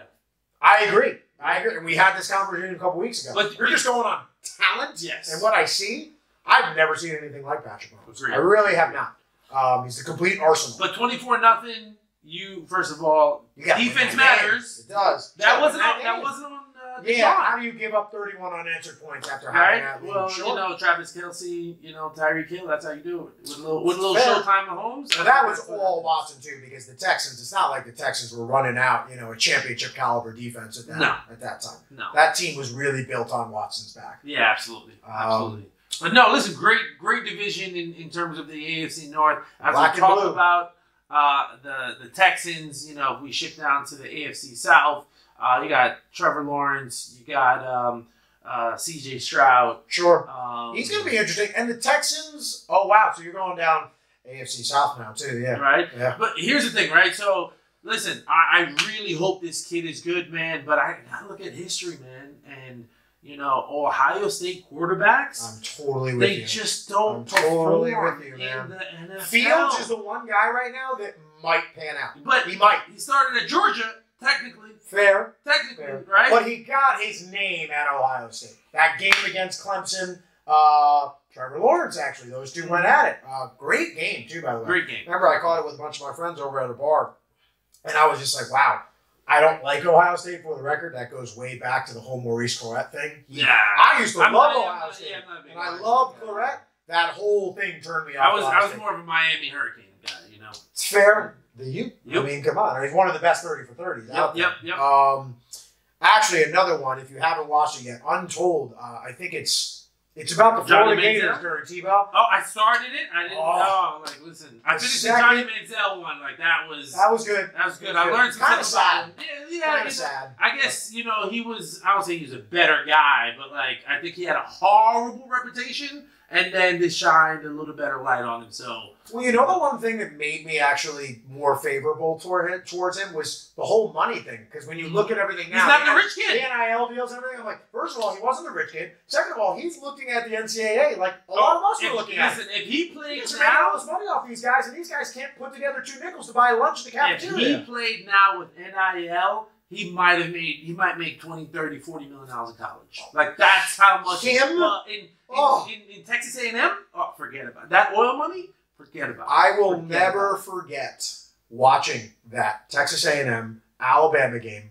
Watching him win that game, and he said in the documentary, he was like, and then it's like I was a rock star. I couldn't go anywhere. Absolutely. He was like the most popular face of college football. Yes. And it wasn't even close. Yeah, it wasn't even close. But you know what? He had a hard fall, man. He did. Well, again, going back to you got to watch tape, man. Yeah. And again, I think a lot of people... Undersized? Yeah, he was undersized. He wasn't as athletic once he went to the next level in terms of his scrambling and running around type ability. I think another thing people forget, too, is I'm not trying to take anything away from him. He was also throwing up to Mike Evans for a couple of those years. Mike Evans, no slouch. Yep. Mike Evans, again, a receiver who, since he's entered the league, has never not had a 1,000-yard season. And listen, that's true, but at least on the collegiate level, you gotta give Manziel his due. 100%. He damn near made the You beat Texas Bama, you have my program, respect. You know? You beat Bama, you have my respect. Exactly. You do. Exactly. We have to go, though, now. And it's funny, because while the AFC North is called the Black and Blue Division, it was actually the easiest one I felt like to talk about. This next one, really hard for me right now. I am so back and forth. Where you going with this? So we're going AFC East. We're going to AFC East. This is, to me, I think this is the hardest division to pick. Now, I'm going to go against what I normally do. I'm going to pick the Bills to still take this division. Despite this, though, and I know you're... He's a chalk guy. I know you're coming with a hot take. No, but listen, I'll tell you why I'm going against the grain here. So, you look at Josh Allen's ascendance. They make it to the AFC Championship that one year. They get beat up by the Chiefs. The following year, they lose the Chiefs in the divisional round. In a much more competitive game, they should have won that game. They really should have won that game. 13 seconds. While you're playing a completely backed up defense like that, when Tyreek Hill is on the field, it will just never make sense to me. But nonetheless, history is they lose the game. Okay. So, technically, while they played the Chiefs better that year, round before, so they regressed. This year, again, they made it to the same round, but they got mollywopped by the Bengals in that divisional round. So that's their heart a little bit. Yes. It was. I mean, it looked to me like the Bills didn't even want to play in the game. It almost looked like the Bills felt the way the Bengals felt in that earlier regular season game that got canceled because of Hamlin. Yeah. Thank God he was okay. But it looked like they felt that, and they just didn't recover. Like something about the Bengals just scared them because they ran them off the field. But again, that's like a regression. So, there's one team you haven't talked. There's a big team out there you haven't talked about. Who's that? Dominating the headlines. The New York Jets. Listen, we'll talk. AR8. About them. We will talk. AR8. We will talk about them. But I guess history would tell you, well, the Bills are due then for another step back potentially. Here's why I don't think so. Okay. I think the staff and the regime has realized we got to stop putting this all on Josh Allen. And they got a nice little running back. Georgia Bulldogs, James Cook, who I think is going to emerge and have a big year this year for two reasons. I think the Bills are going to finally try to establish balance in their offense. Josh Allen can't be your best running back. Cook is a player. If they run the ball to him consistently, I think it balances out the offense. Now, I'm going to sit here and kind of talk out of both sides of my mouth again. The only scary part about that is you've got a fantastic receiver on the outside who wants the ball a lot. And you don't give it to him. Made a whole big scream about it. Well, he still is top 5 in like every major statistical throw him the ball when it matters. The playoffs. I get it. And don't throw it to him when you're losing. You're down 10, 14 points, and now you're desperate. Now you want to give him the ball? That might be the larger reason why I could end up eating crow on this pick. But I got to believe the Bills balance it out. I think Diggs and Allen figure it out. And I think they right the ship and they win the division. So this is what we can't run back. Because I disagree. That's fine. I talked about continuity matters. Sure. Right? Josh and Diggs, they were boys. They're playing video games together. Right? They're on the same page. Stephon Diggs wants to win. Okay. He wants to win badly. Right? And guess what? He's also on, there's a lot of things out there in life. You should never lie to yourself. And Stephon Diggs realized that their window has closed.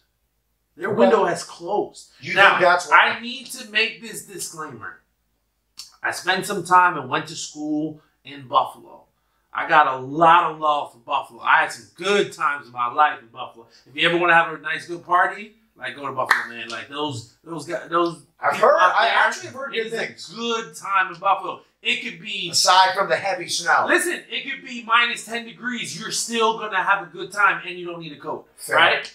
But, so I have to say this.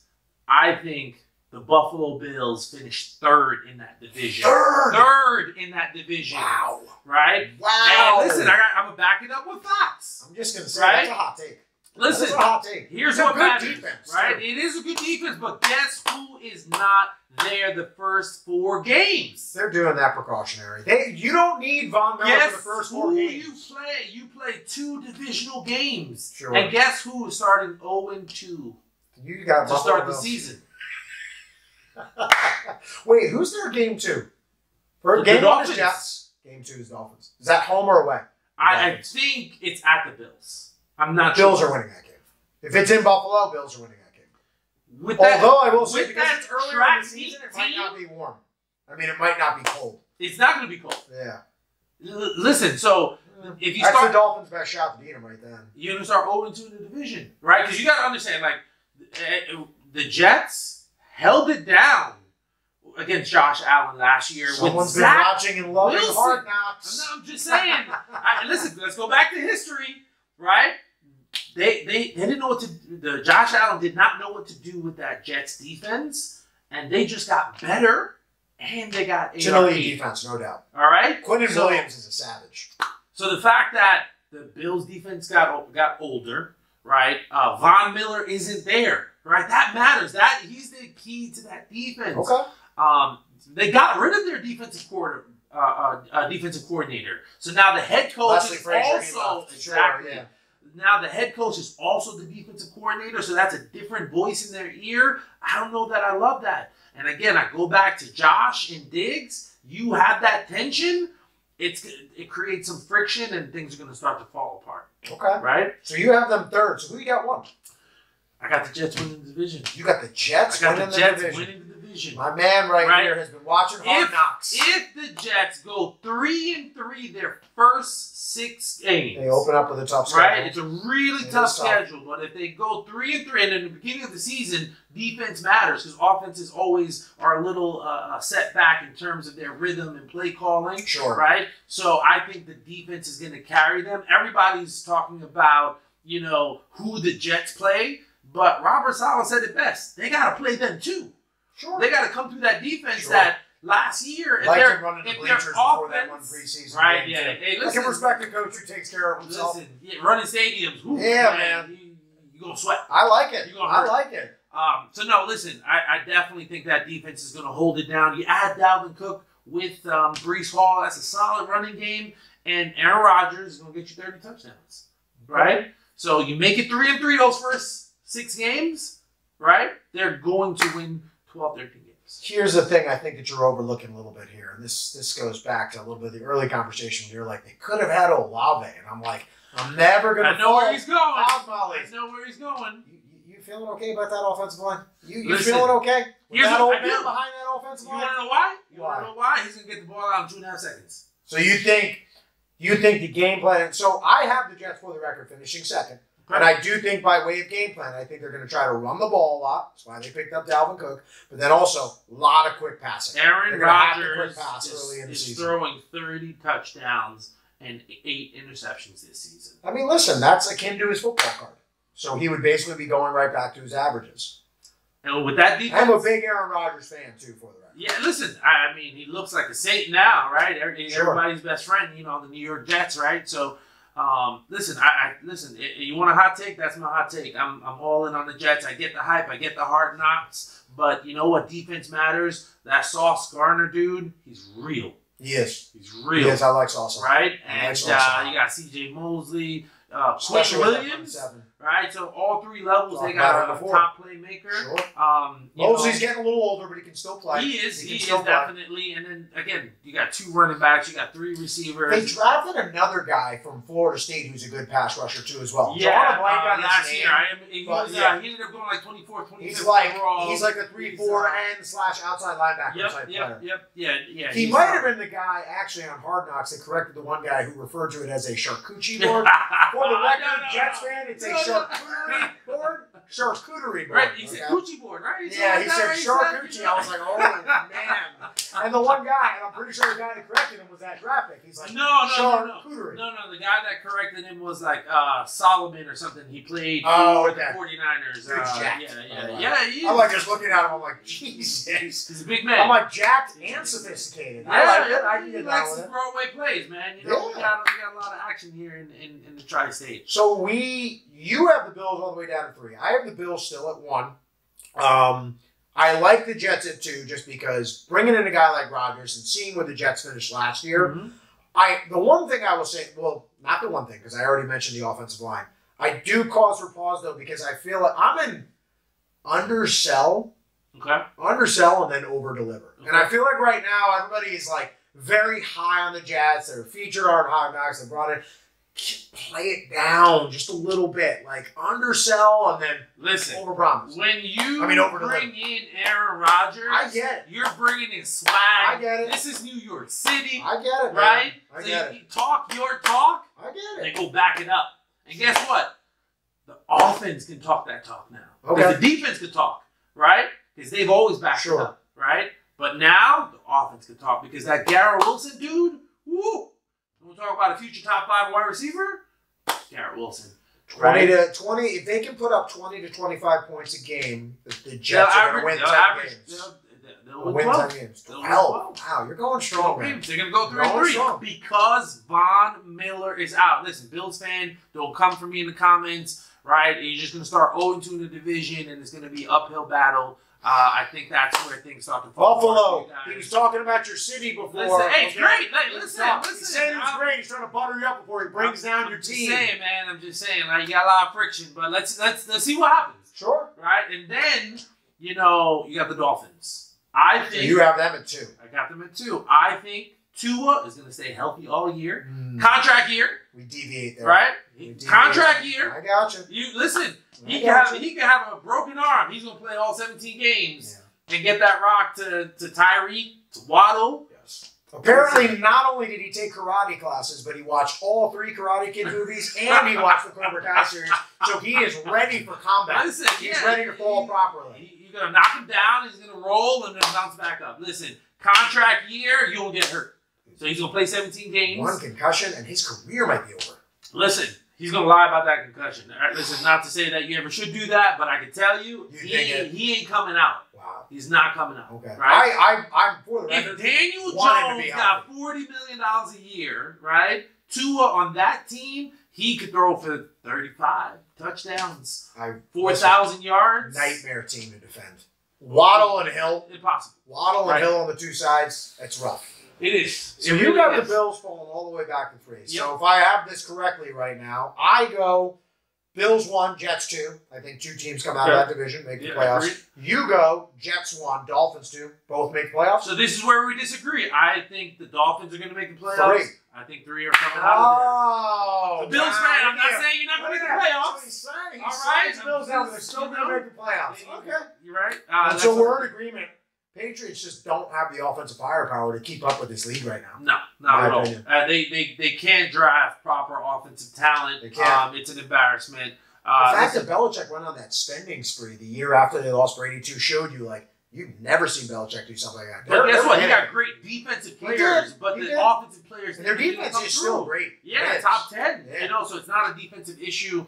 On the Patriots, listen, the Patriots, if you want to win, play Bailey Zappi. That's your quarterback for the future. No, they didn't. They put him on a practice squad. Oh, okay. Right? Because they only have 1 quarterback on the 50-man roster. Both Zappi and this other kid, like McKinnon. Why wouldn't they? Somebody could go and sign Zappi on their practice squad. I think they're still on the contract. Okay. I thought they cut him. All right. So if they still have him then, because I was like, what? Listen, I wanted the Giants to trade for him. Let the record show. Like, if we got Bailey Zappi, I'm happy. Right? So he's in the Bailey Zappi sweepstakes. I'm just saying, just remember that name. Patriots fan, you want to win, play that guy. So we close out our AFC East, so we'll go to a quick commercial break. Yes, commercial break. Commercial break. So we're putting a little bow. We're back after our short little commercial from our sponsors, as we mentioned earlier. We'll find them and let you know who they are. Yeah, we'll let you know by name on the next episode. But, I mean, more or less in the AFC East, he has the 3 teams coming out. He has Jets finishing 1, Dolphins 2, Bills 3. All 3 making the playoffs. I said just the 2 teams. As much as I like watching the Dolphins, I'm just afraid for Tua, unfortunately. It's scary to me. And I think if he gets injured, it kind of falls apart for them.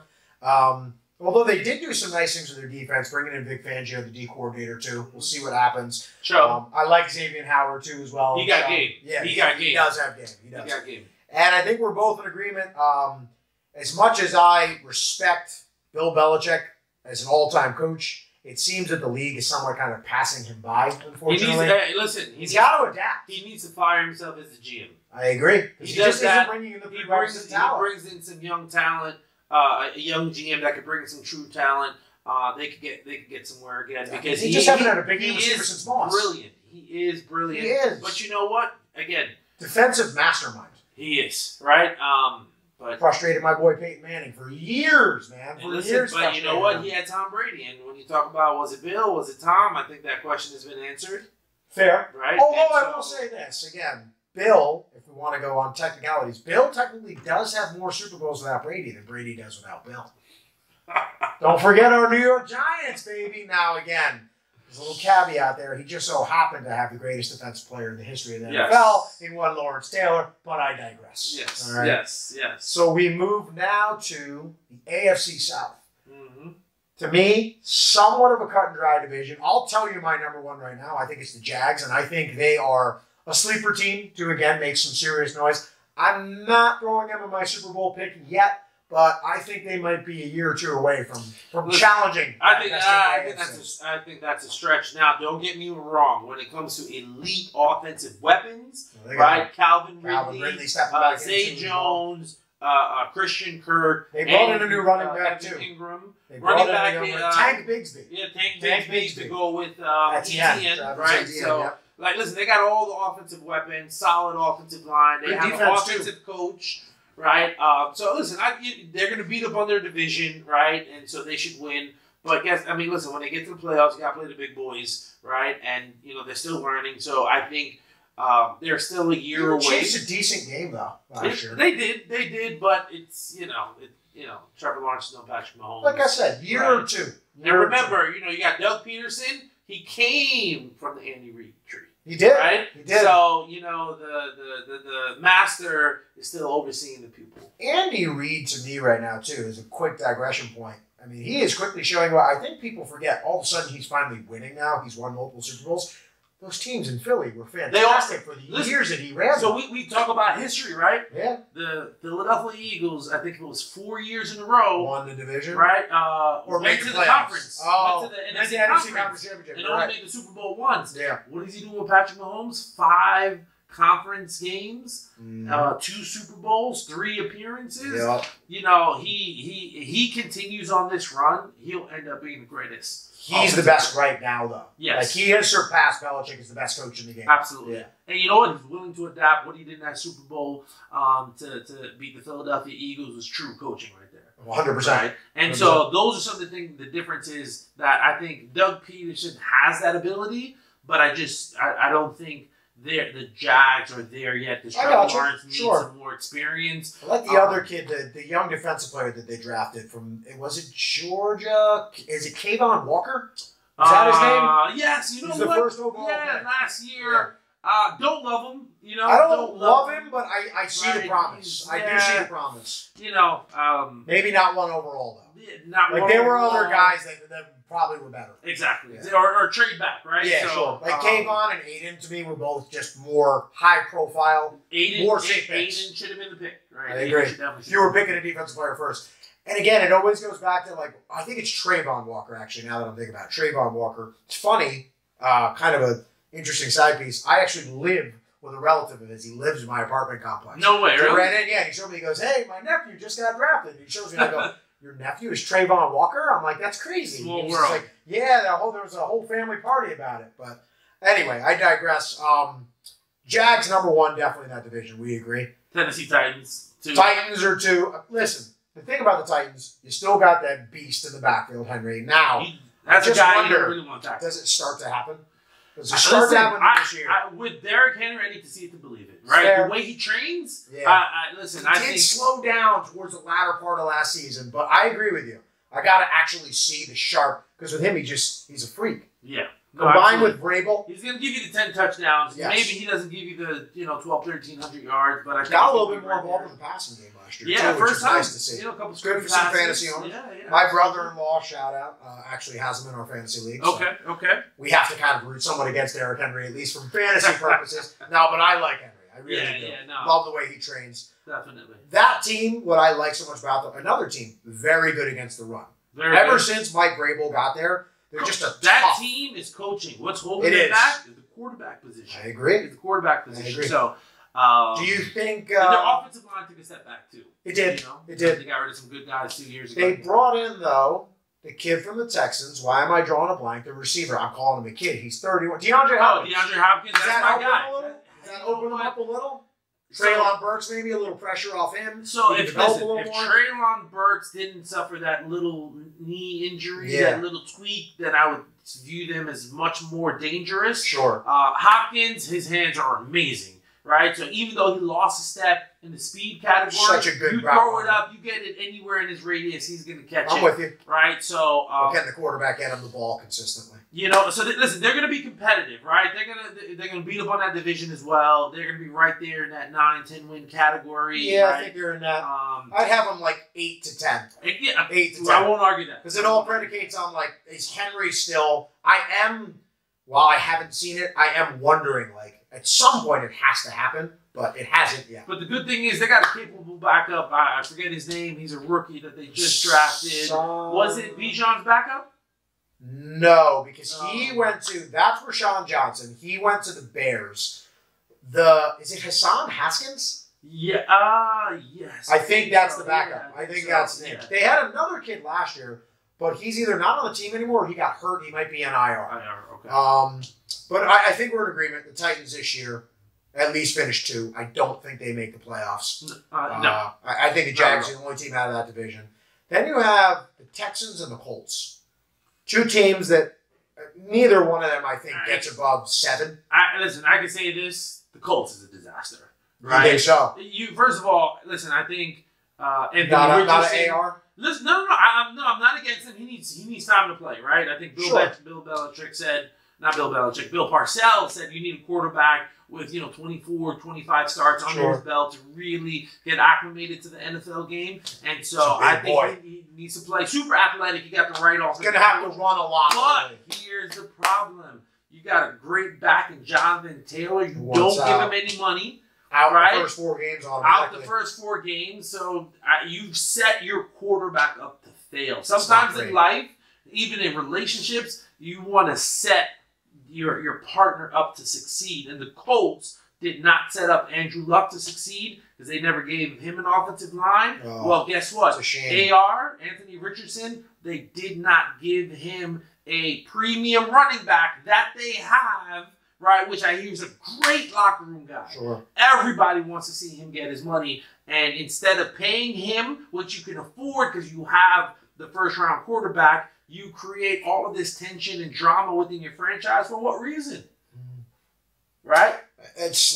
You poor leadership. You hit on all great points, and again, I think it's unfortunate. They did bring in a new head coach. I know Shane Steichen. Shane Steichen, the former OC from that's why I have hope for him. Which I think AR will benefit. Yeah, he was under Justin Herbert and Hurts, so I think his future is going to be bright. But you know what? I just think the organization is failing him. I hear you. And again, organizations are only as good as the ownership and what they're willing to do. And listen, I'm not going to sit here and shout out names or anything like that, but I think we all can put 2 and 2 together. Absolutely. And then the Texans. They brought in the DC from the San Francisco 49ers. He's their head coach. I like him. I do like him. I'm drawing a blank on his name, but I like him. I like his energy. They said he interviewed great. Yep. He used to play for them. He did. Their linebacker. He was a lot. D'Amico Ryan. D'Amico Ryan. He played for the Texans too. Yep. So I like him. Always love when a defensive guy at least gets a shot. Because, the one thing defensive coaches bring, they bring passion. A lot of energy. So what I don't like about the Titans, the Texans, You drafted C.J. Stroud. Sure. Right? Second overall pick. They got that running back, too, that got hurt. Pierce. Damian Pierce. Damian Pierce, right? But they then got from the Giants. you, with the third overall pick, you pick up Will Anderson. Listen, I think Will Anderson is going to be great, but you gave up your first round pick and a bunch of other picks for the second and third pick. Is that too expensive? I figured they tried to kind of jumpstart the rebuild this year. But I'm with you. Like, when you're the Panthers are facing the same thing. To go and get Bryce Young now, they've given up multiple draft picks now, at least for next year, I believe. Yeah. If not the year even after that, too. So it's tough when you like a guy and you're trying to rebuild your franchise. Like, I can say this for the Texans. At least they went after what my idea is. If you're rebuilding a team, go get your quarterback, go get your edge rusher. Like, those are the two positions that I'm looking at right away. Absolutely. So, absolutely. From that standpoint, now the big thing is those two guys both got to hit. Otherwise, your franchise is tremendously bad. But it's always, that's the thing with the NFL and drafting. It's a gamble. It always is a gamble, and you're never 100% sure. At the end of the day, situations and systems matter. So I don't know if I would take their team over, right? So I wouldn't. Yeah, I can't put any see shekels on their team over. I can't see. Even though I don't think they're going to be horrible. Sure. Right? They might end up 6 wins. I was about to say, if they got 7, I'd be like, you have to be happy with that. Yes. If you got 7 wins. Absolutely. So we're pretty much in agreement with the AFC South.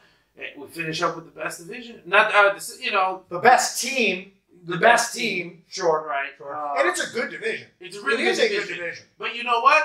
Russell Wilson stunk up that division. So if not, you thought it was going to be a fight between 3 teams, and the Broncos just they dropped out. And then we talk about organizations. The Raiders still can't get it right. Still can't get it right. I apologize earlier too if I made a comment about the Raiders head coach. This is nothing personal, but I saw you do it in Denver. I saw you draft Tim Tebow in the first round, which again, for all the people who love Tebow, if you actually were honest with yourself and watched him play, you had to know it wasn't going to work out. He got a heart. He does. I don't know if you can't be a quarterback in the NFL throwing from your hip pocket coming all the way through like that. I'm sorry. And the numbers bared it out. Yes. The numbers did bear it out. I give him the utmost respect and credit. He was awesome to watch at Florida. Oh, absolutely. But drafting him a true leader. Right? Absolutely. But just lacking some of the talent. That's all it was. You need some talent. There has to be some of those other skills when you get to that next level. Yeah. It can't just be I'm a rah-rah team leader guy, all that. Yeah. So that was my bigger thing with the Raiders head coach. I just don't think he's really that good at evaluating talent. And then also just looking at what he did with Carr. After the year before, an interim coach got that team to the playoffs, and they were dangerous. People were looking at the Raiders, still don't understand why that guy didn't get a shot to actually take over, seeing how the Raiders finished that year. But we can both agree. Let's agree on 1 and 4 right away. Chiefs finish 1. Absolutely. Raiders finish 4. Okay? Fair? Or all right. I mean, listen, if you have a... Yeah, I won't argue that. I won't argue that. No, so we're going with the Chiefs. That's the best team. Garoppolo? Yeah, I won't argue that. I won't argue that. I will say this about the Raiders, though, and I got them on my taxi squad right now. It's a little thing with the Dynasty app, okay? If you don't know, it's a cool little thing. You get to keep some, like, experimental young players. I got a quarterback that they happened to draft in the 4th round by the name of Aiden O'Connell. He played for Purdue. Okay. He looked very nice in the preseason, big, large build, making the big boy throws. We all know Jimmy Garoppolo has an injury history. I think I found my quarterback for our Dynasty future. I think that guy is going to be starting for that team, and I think the Raiders at least will have one upside out of their season. They found their new franchise. Where the Raiders went wrong was that you bring in Devontae Adams and his best friend is Derek Carr, and then you get rid of his best friend. It's bad. You might as well trade Adams right now because, you set yourself up to fail. Yep. Right? I think Devontae even said he should have stayed. Mm-hmm. Absolutely. Yeah. So then you look at then you got the Chargers, and you got the Broncos. Yeah. And listen, I think Sean Payton is also an offensive genius. I agree. But I think Russell Wilson is done. Yeah, you think so? And I don't think the guy, I've talked about this a couple times, I don't think the guys in the locker room respect him. I think he's too corporate. I agree with you. Right? And so, no matter what he does. That thing on the sideline last year where they blew up on, I'm like, man, you don't know how to relate to your teammates, man. And that's a big problem at that position. Yeah, listen, and look, God bless him. He's got a beautiful family. He's got a beautiful wife. Sure. Right? does very well for himself business-wise, side 100%. projects. But the locker room, you don't got to put on your representative, right? Sure. You can just be one of the guys. They're in the locker room, everyone is accepted. Yeah. Right? And for whatever reason, instead of being in the locker room, Russell is focused on, management and corporate. And Now, do you think that's like his genuine personality, or do you think he's just weird? I think it's a business decision. Okay. I think it's a business decision. I think he's... The Ride Broncos thing got old really quick. I'm like, dude, you can't keep coming. You just lost. Yeah. Like, at some point, people just want you to be candid and real. Yeah. You're 3-7. Like, stop saying Broncos country. Let's ride. Who's going to buy the t-shirt? Where are you riding to? Just again, let's ride. Where are you riding to? The edge of a cliff? And if I'm not mistaken, that team was very similar to the Jets, where if the offense just gave them 20 points a game, they would have won. I like their 10 plus. I like their wins. defense. Yeah. So listen, they won a good my hesitation was Russell and with the Raiders if they're going to finish last. Sure. But I think it's the Chiefs and I think it's the Chargers. I agree. I think the Chargers might literally lead the league in points, lead the league in yards. Kellen Moore wants a head coaching position. He does. This is a big put up year though for the Chargers on two accounts. That head coach, you were up 31-0. You can't lose a game like that. He should have lost his job. He should have.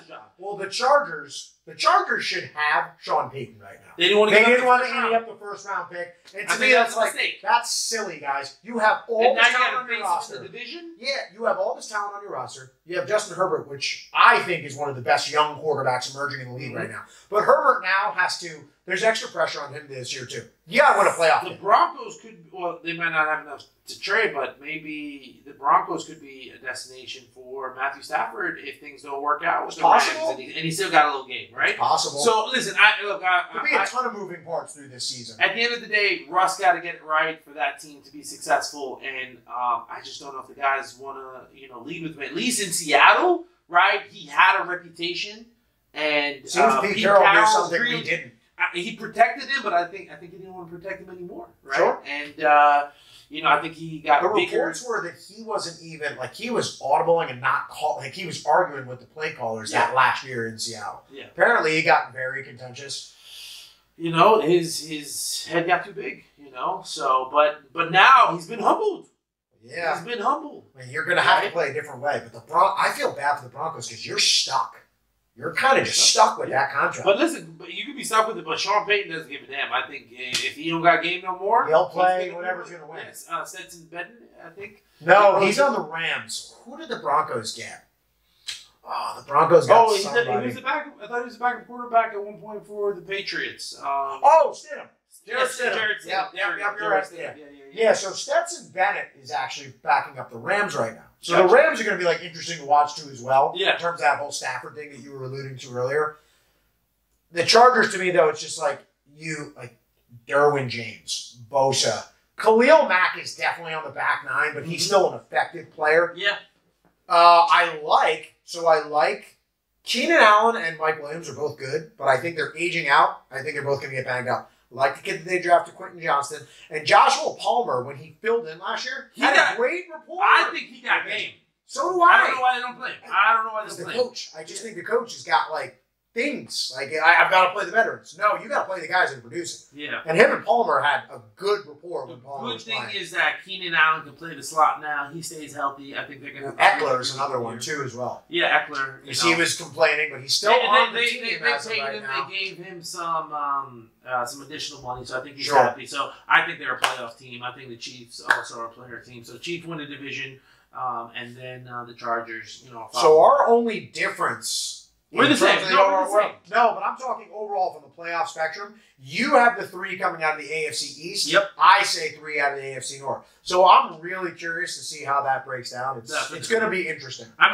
So listen, we can jump right into it. Who's your playoff team? Who's your Super Bowl matchup? Who is my Super Bowl matchup? Are you going to go chalk? What are you going to say?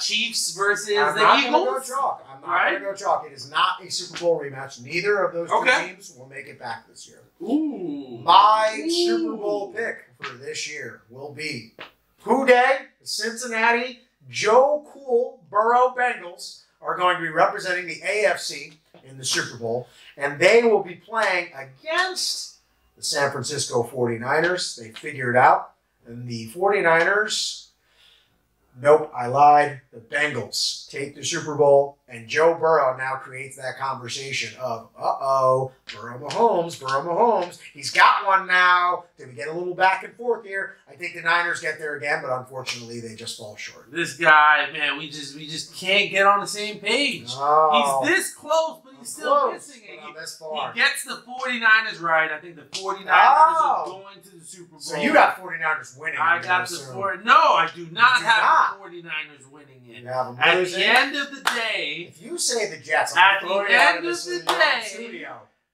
end of the day, he got paid. He's gonna put up, right? The Baltimore Ravens beat the 49ers in the Super Bowl 31-24.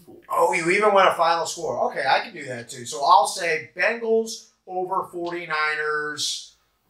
I'll say I was so close last year to getting the score right too. I had 41-38. It was 38-35.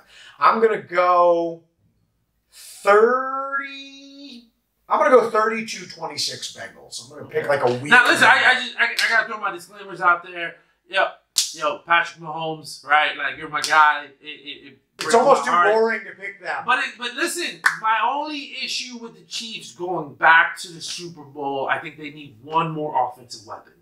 Right? If they went and got D-Hop, easy. I would have liked that too. You know, I don't think they had the money. You know, first of all, they need to re-sign Chris Jones. Same issue. We didn't even bring that up, right?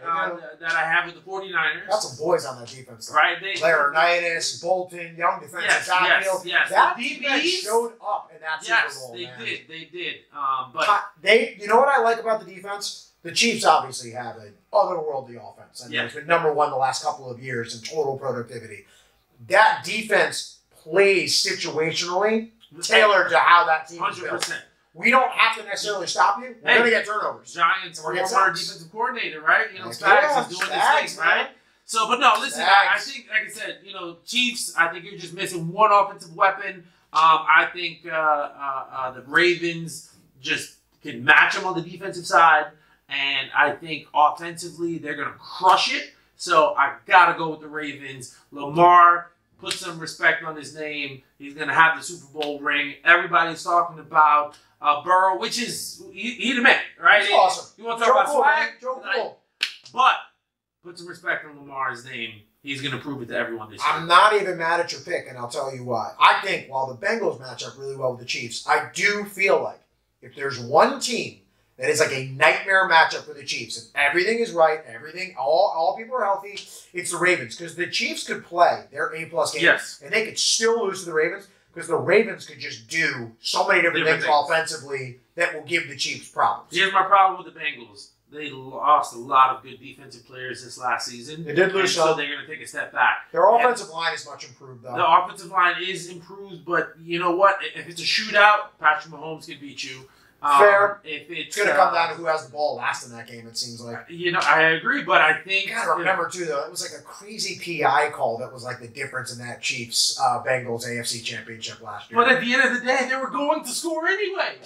Right? You know, but listen, defensively, I think the Chiefs' defense is younger, progressing, and so I give them the nod. But when it comes to the Bengals, I think they took a step back defensively, and that's going to be the difference. Okay. I think a team like... I do think the Chiefs' defense actually be better this year, too. So I think a team like the Jets is going to knock out the Cincinnati Bengals, right? So I'm thinking it's going to be Ravens, Jets, AFC Championship, you know, and the Ravens, Jets, AFC Championship. Didn't even go that far back. So I'll have Niners, Eagles in a rematch. I will pick the rematch on that side, but the Niners get it done this time. And on the other side, I'm going to actually say Bengals, Chiefs, because that just sets up a fantastic matchup between the two quarterbacks. It's been that. And the Bengals get it done this time. And then the Bengals go and they finish the job in the Super Bowl. See, their window is starting to close. And that's another reason. That's another reason. Why I picked them. Because they have T. Higgins now. Mixon 1 year older. This offense is never going to be quite as good. You got to pay Jamar Chase. That boy's getting $30+ million a year. You just brought up, too, Burrow hasn't gotten his contract either. So are they trying to work? Did Burrow pay attention to some of these guys like Patrick Mahomes? And is he sitting there trying to work on the team going, hey, let's balance this so you pay me a lot over the life of the deal, but we want to keep this team intact. Listen, I'll say this. Joe Burrow deserves $300 million over 5 years or $600 million over 10. Pay that man. I agree. Your franchise is nothing without him. And listen, if I'm Joe and you don't pay me, I'll play the franchise tag and get to free agency. And then somebody's going to give me $600 million. I like it, man. Yo, we just finished episode 1. Super freaking hype. Listen, we're going to make sure we bring you episode 2, right? We're going to hit our MVPs. We're going to hit our top 5 QBs, top 5 running back, top 5 wide receiver. Some emerging young stars. Yo, roll it right into fantasy. You know what I mean? Like, that's what we're all about. Like I said, it's about the vibe. It's about the energy. It's the locker room talk. It's the barbershop talk. It's the talk at the bar. Like, we're trying to bring you all that energy every single time on every single episode. So, it's Ricky Dacosta. I'm Shane Mallory. And we'll see you next week on episode 2 when we run it back.